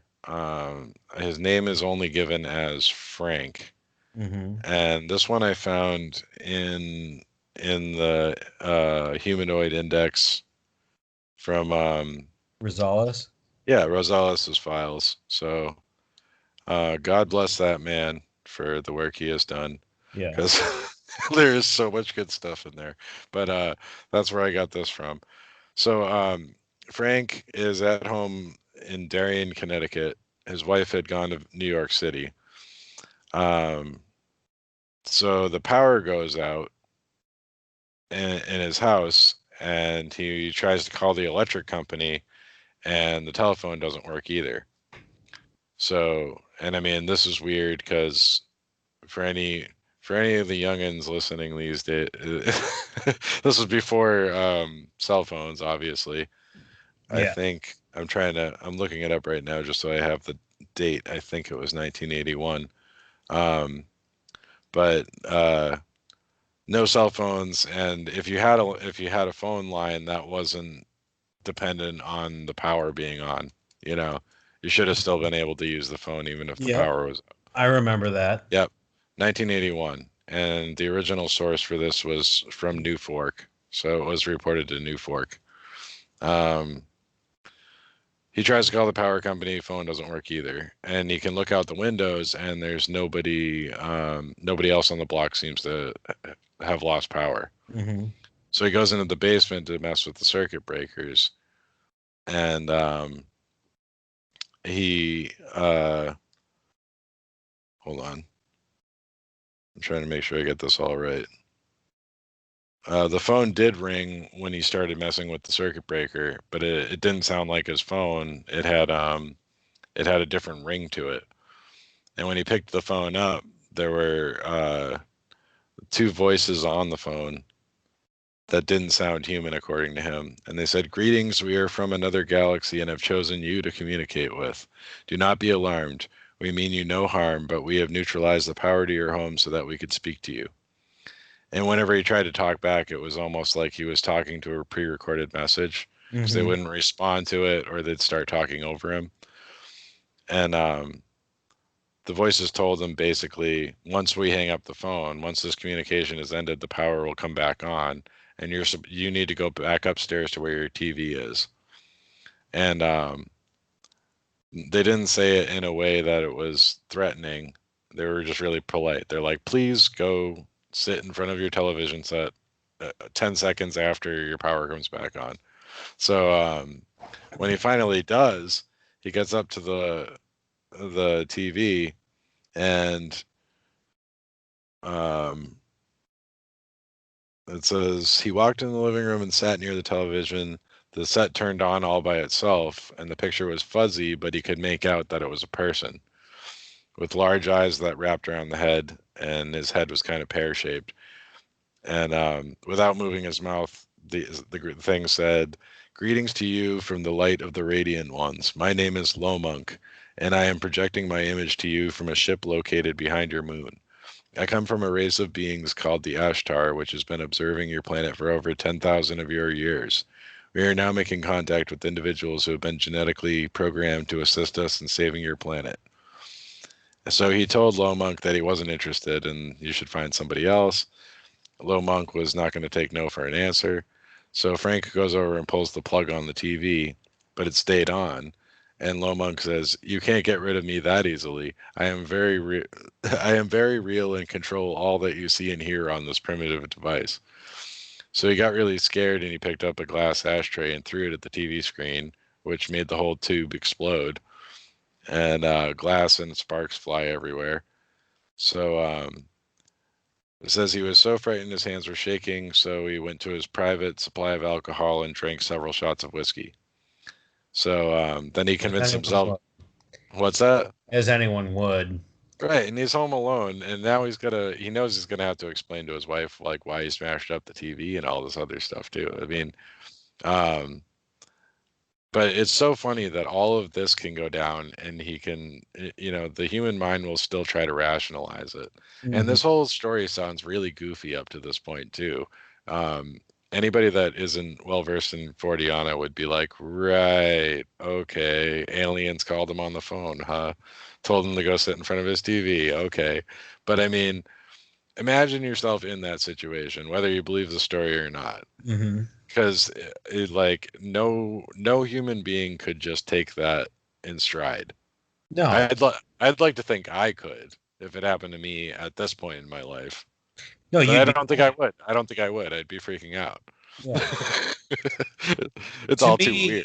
me, I like that you mentioned those untrained in Forteana. That's exactly right, because someone like you or I, we would see this and we see the motifs. Yep. The name Ashtar, the Radiant ones, even there, that is redolent of so many other things. Yep. The Shining ones, etc. The tricksterish aspect to it. Yep. Clearly, this man was being trolled. Right. Yeah, because I mean, and it's so absurd that if you like, I feel like that's a modus operandi of the phenomena is to be so absurd, so as to not be believed Hmm. if you were to tell the story, Yeah. because the story doesn't end there either. Because he he tries to go to bed, and of course at this point he's very tired and kind of drunk, and he woke up with a cold sweat and a feeling of terror. He said it was about 2 in the morning, and the room had a very heavy atmosphere to it. Hmm. And he sensed something was in the room with him, and it was a presence of pure evil somewhere in the dark. And the bed begins to vibrate, and a shadow mist came out from under the bed and hovered at the foot of the bed. So the room was dark, but he could kind of see like there was a nightlight plugged in, and there was this jet black cloud at the end of his bed. Hmm. And it started to form into a human shape, and it got very tall and had almost like a hood to it. So it was kind of like a Grim Reaper Hmm. figure, and um, and he thought he was going to die. So he didn't see its face, and he said it had long arms with no hands that just kind of pointed at him.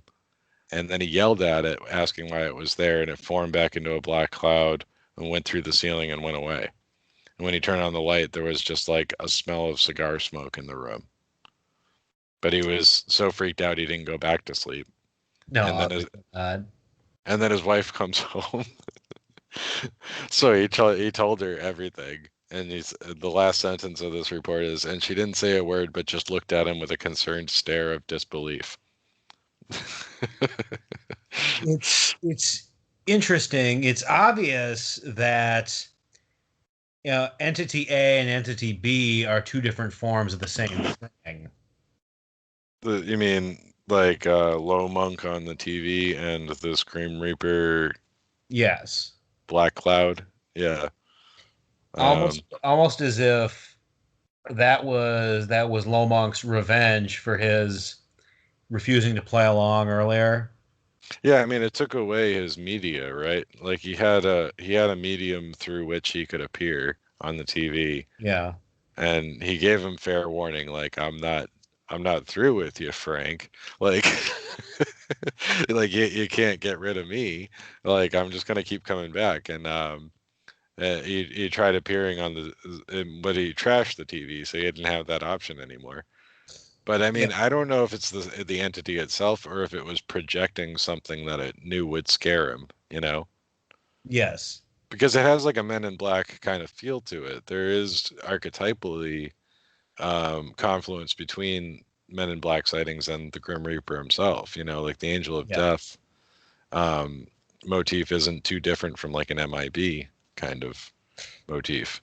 Well, related to this is the ones that always bothered me.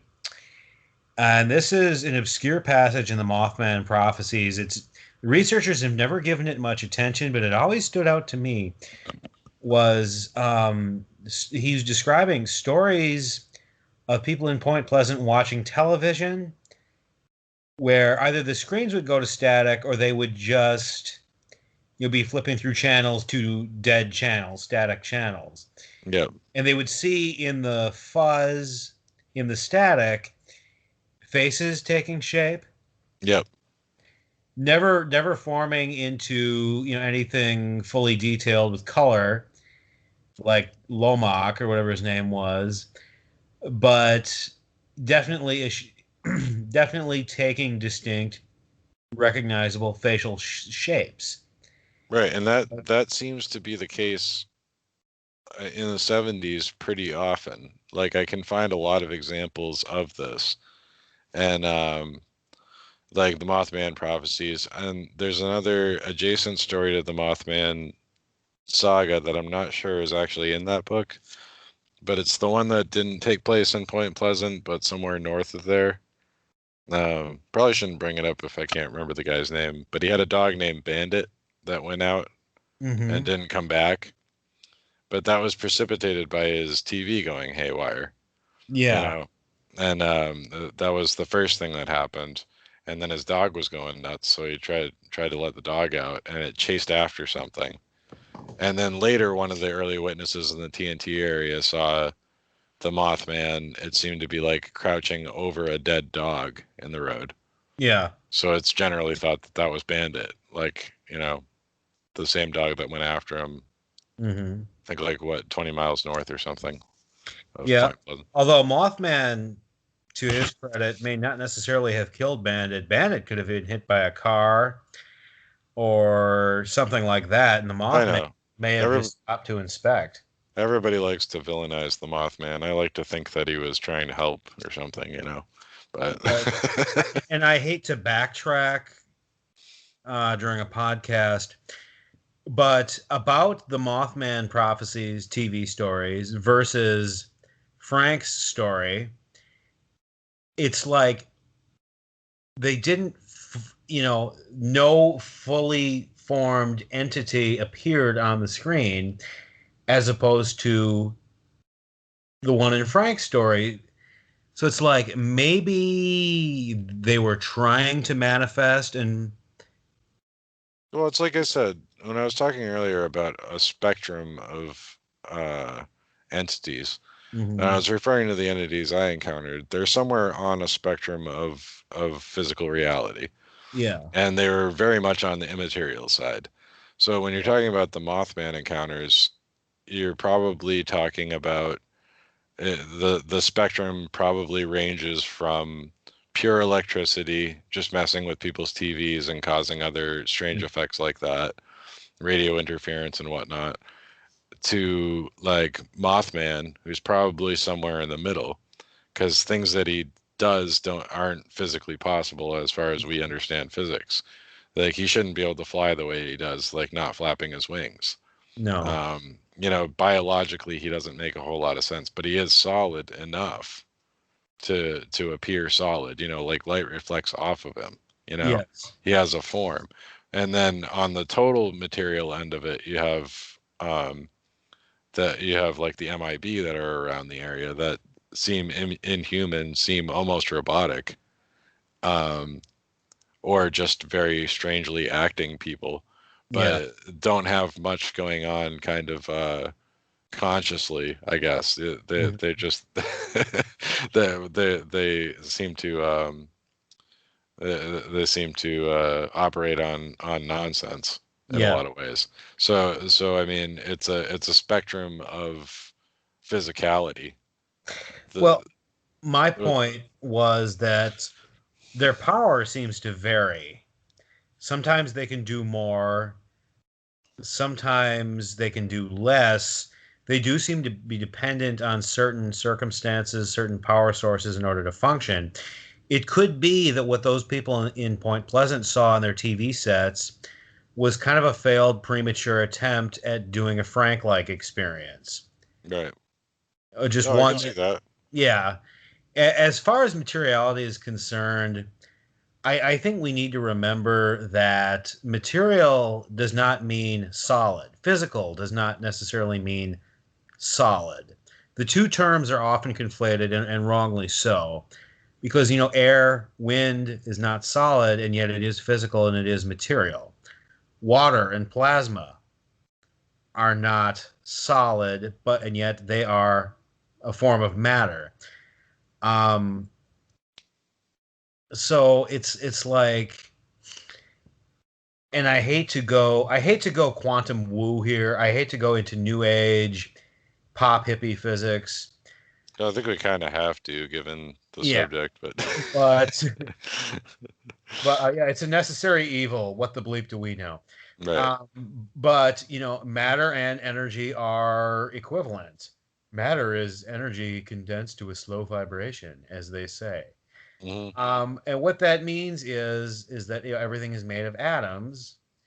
The apparent density of an object is determined by the number of atoms it has, the distance between its constituent atoms, and the rate in which they are vibrating. Yep. Which means theoretically, if you can change the number of atoms something has, if you can spread them apart or pack them in close, if you can speed them up and slow them down, then you can change the density of an object. That is alchemy. That is transmutation, or transmogrification. Oh yeah, it's like Tesla's, Um, like that quote by Tesla. If you understand things in terms of frequency and vibration, you yeah, know, you have the secrets. we do that ourselves routinely when we fill an ice tray and stick it in the freezer. In a sense, Yeah. or when we put water in a vaporizer. Um, it's like this intelligence is an alchemist of sorts. Yeah, I like that. It Like, practices transmutation, and so when you look at it that way, then this material versus immaterial, matter versus spirit, whatever you want to call it, this paradigm could be a false one because it can take one and turn it into the other. hmm You know what But I like mean? you said, some things are very weak. Like, I mean, a black cloud that can form a vaguely human shape. While that's terrifying, it might not actually be able to do anything to you. So No. you wonder what the strengths of it is. It's like they're all specialized. There's various specialized forms that whatever this is can take. Yeah, Or and or they're all different things yeah, that and work in not concert. yeah, or sometimes work against each other. Who knows? Right? They're And probably that tripping each other up. Yeah, and 90% of the time they do not harm people physically. Right?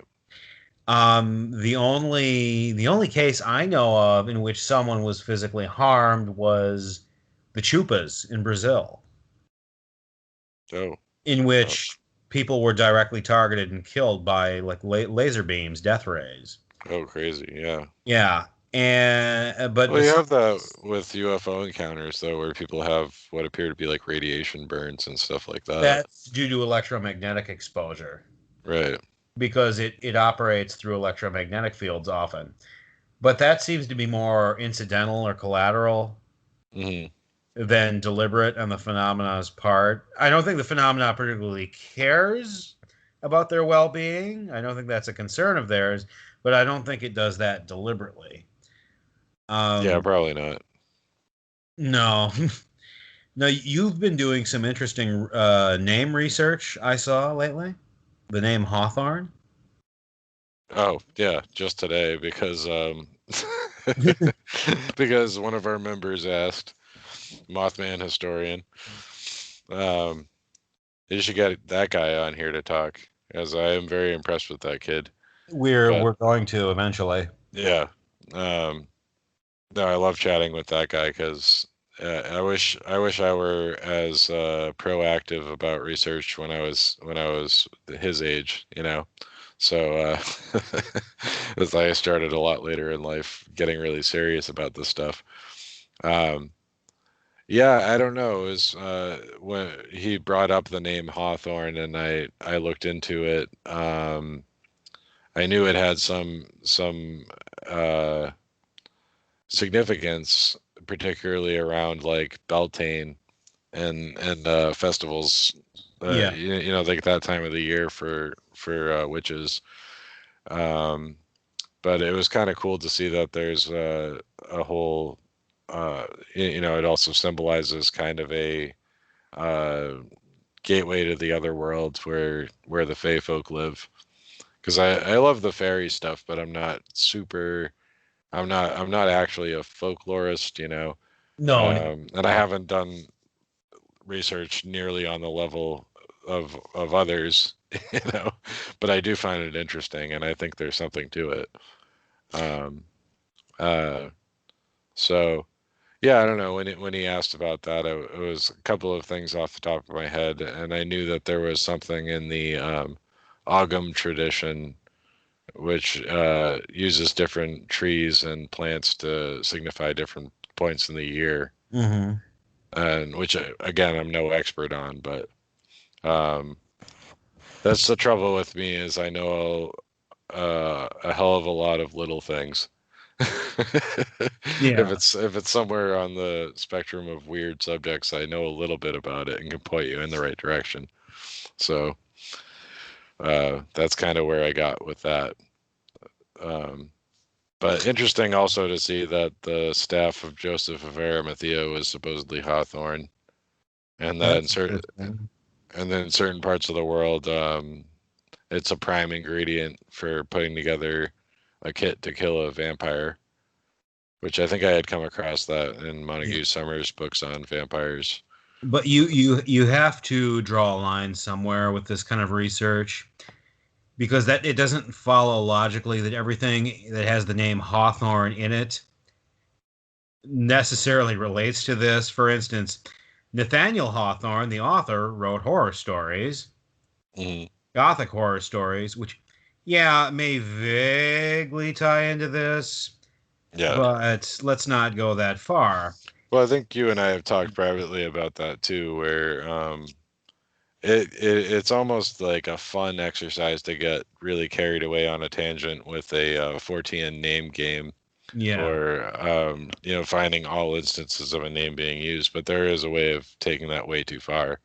yeah, Like, I mean, Jack Parsons is very in vogue now, but when it comes down to it, Parsons is a fairly common name, so you're gonna see it. It's kind of just it's like not that weird to see yeah. And Parsons. Is and frankly, I don't necessarily see a connection between his engineering and his occult proclivities. I see one was his profession, the other was a pastime.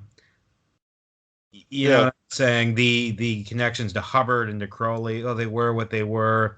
But it doesn't follow from there that everything NASA does is some occult experiment. It all just right. doesn't.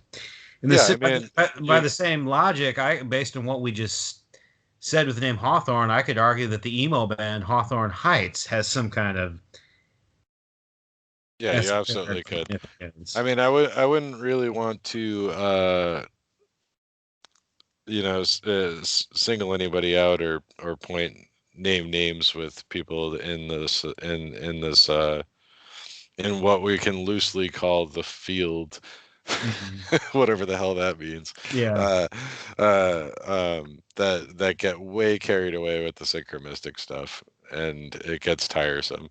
So, um, but I mean, I think there is something to it, and it's interesting to see names that reoccur all the time. yeah. Um, and people that I do appreciate that do that, I think I can name by name, and that would be people like Lauren Coleman Hmm. and his Twilight language, and Yeah, I've read that for years. yeah, it's great. And I mean, I think it's it's also kind of like conspiracy theories in a way where it's almost a mental exercise more than anything else. Yes. Like sometimes if you're playing an instrument, you're playing scales, Hmm. and you might do a riff on a guitar that sounds totally ugly, but Hmm. it makes you stretch your fingers in a certain way that will be useful for other things. Yeah, those whole It's sort tone of scales can be useful. right, yeah. So it's like the Fortean name game. It's just a way of making your brain fire on different synapses and shoot off in different ways than it normally would, and finding unseen connections between things. Yeah. And conspiracy theories can work the same way because you can kind of world build out some vast network going on to connect events that really have nothing to do with each other. As long as you don't take either of those two things too seriously, I Yeah. think they're healthy because it's a as a mental exercise, you know. Hmm. But yeah, I mean, I don't. I think the power of names and the power of words is important, Hmm. and I think there's a thread that holds all of it together. But my motto has always been everything is significant except the things that aren't. Yeah, it's because I just had the idea, perhaps, the reason certain names reoccur in locations, in stories, etc., is perhaps they have an occult significance when spoken or when written. Well, right. It's like Lafayette. That's the Yeah. example that, Coleman uses often. Hmm.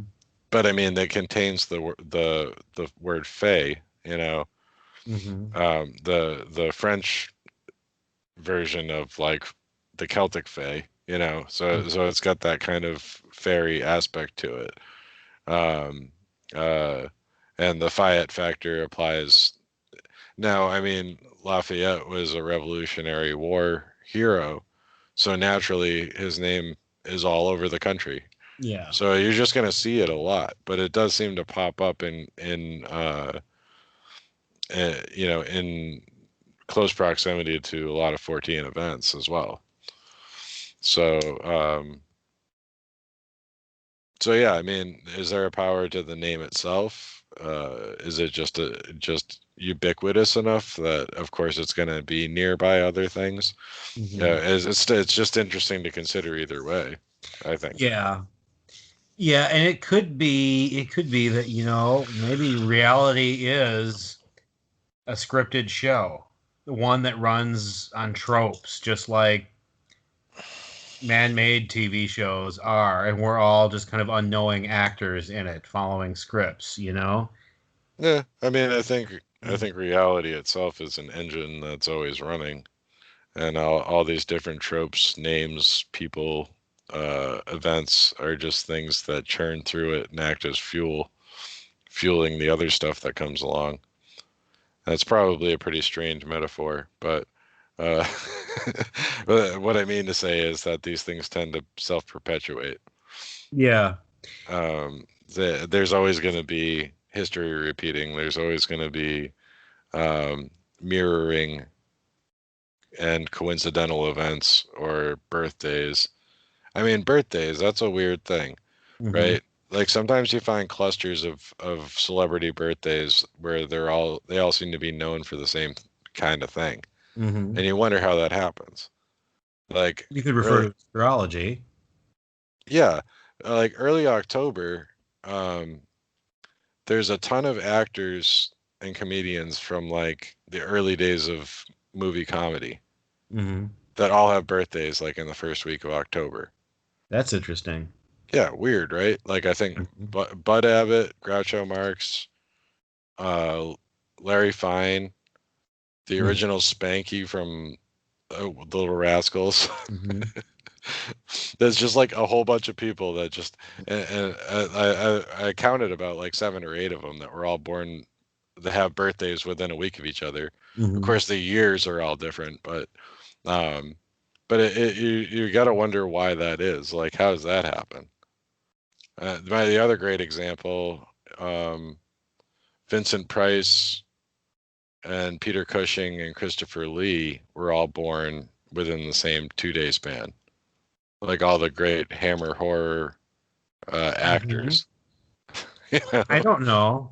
See, that's why I use the metaphor of reality as a scripted program, Right. because, when fiction writers and television screenwriters, when they come up with those things, they'll often do things like that.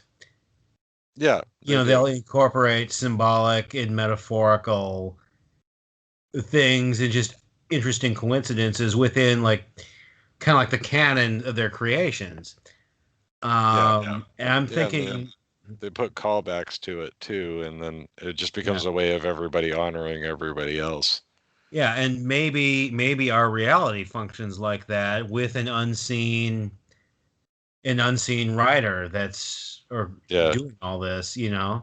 it's funny. That would Last time I was on a podcast, the host of the podcast, the Alex Cast, he's a fiction writer himself, and he's like, I always call that lazy writing. He was talking about how it almost seems like somebody was writing a story and they put something there as a placeholder and they were going to go back and change it later. Like, I'll just use whatever name there. Yeah, I'll use the same one I used last time, mhm, because you're too lazy to come up with something but you're right. They also do it intentionally, mhm. uh, as a way of paying tribute or homage to other things. So, Yeah, and reality is also like entertainment in that both subsist on reoccurring tropes. You know, yep. history repeats itself first as a tragedy, then as a farce. And there's a whole field of research dedicated to seeing these cycles, seeing these parallels, et cetera, et cetera. The majority of whom are not evidently paranormal in any way.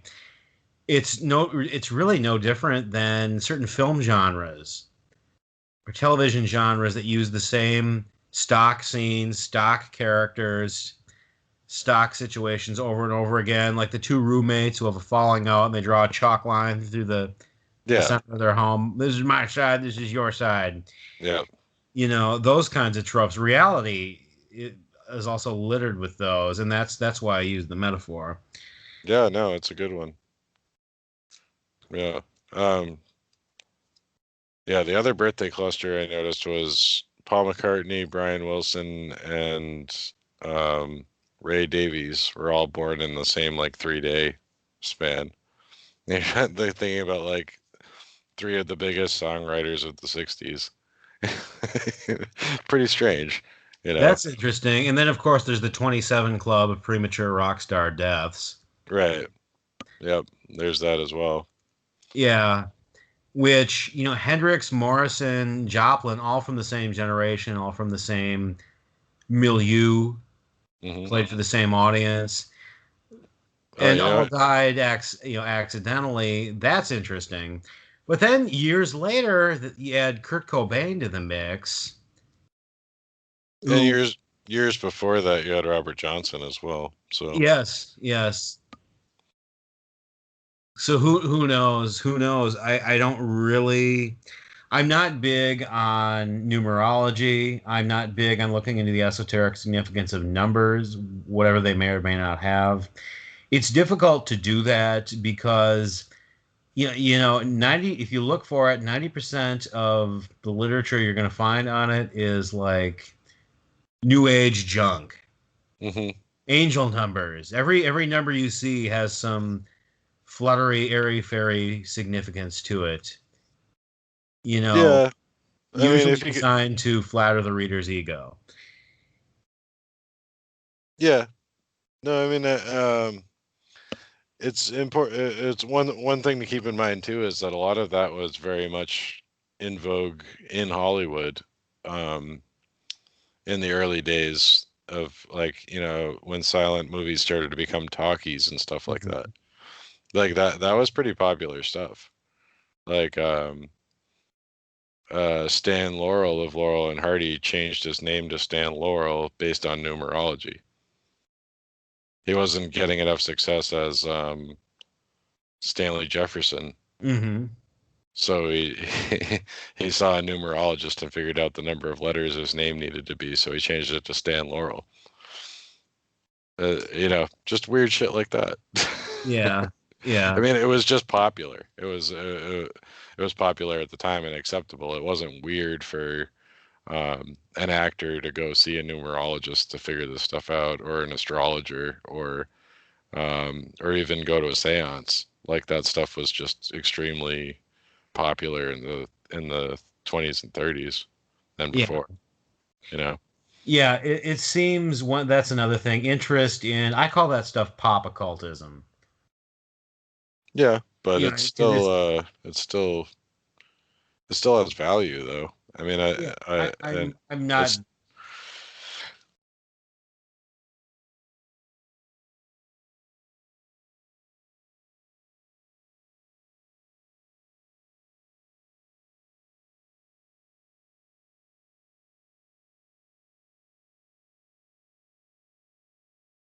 pouring through page after page of the Lesser Key of Solomon. right. Um, that stuff kind of comes in and out of popularity. Hmm. Like it was big then it went away for decades. Then it came back in the 70s and 80s in a big way. Yeah, and in large part because a lot of the musicians and stuff were into it, you know. Yeah. And then it went away again. I don't remember it being particularly popular in my childhood or adolescence. Hmm. And then I guess it's kind of come back in the form of like TV psychics and stuff, but still not nearly as popular as it was just during the heyday of the New Age movement. Um, yeah. What else? Do you have anything else you'd like to discuss? Uh, Any well, other interesting recent research? yeah, I don't know. It's probably about time to wrap it up, I Yeah, think. yeah, it But is. I'll leave you with one more little Yeah, tidbit since you mentioned Jimi Hendrix. all right. Did you know he was an experiencer? Yes. Oh, okay. Have we talked about this before? No, we haven't together, but I've read that. Yeah, and I do know there were lights seen above his childhood home the night he was born, or around the time he was born. Oh, really? I haven't heard that because I've heard that about Elvis. Yeah, yeah.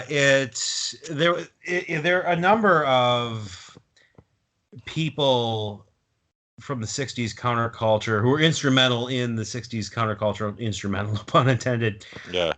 had those strange things attached to them.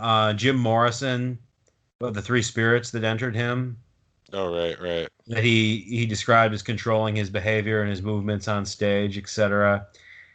And of course, with Ren Collier, we discussed the experiences of William Burroughs and Allen Ginsberg, they're members of the Beat Generation.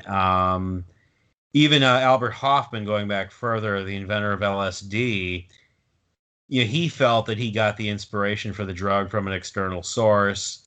When he Yep. first invented it, he shelved it. He didn't think it had any value.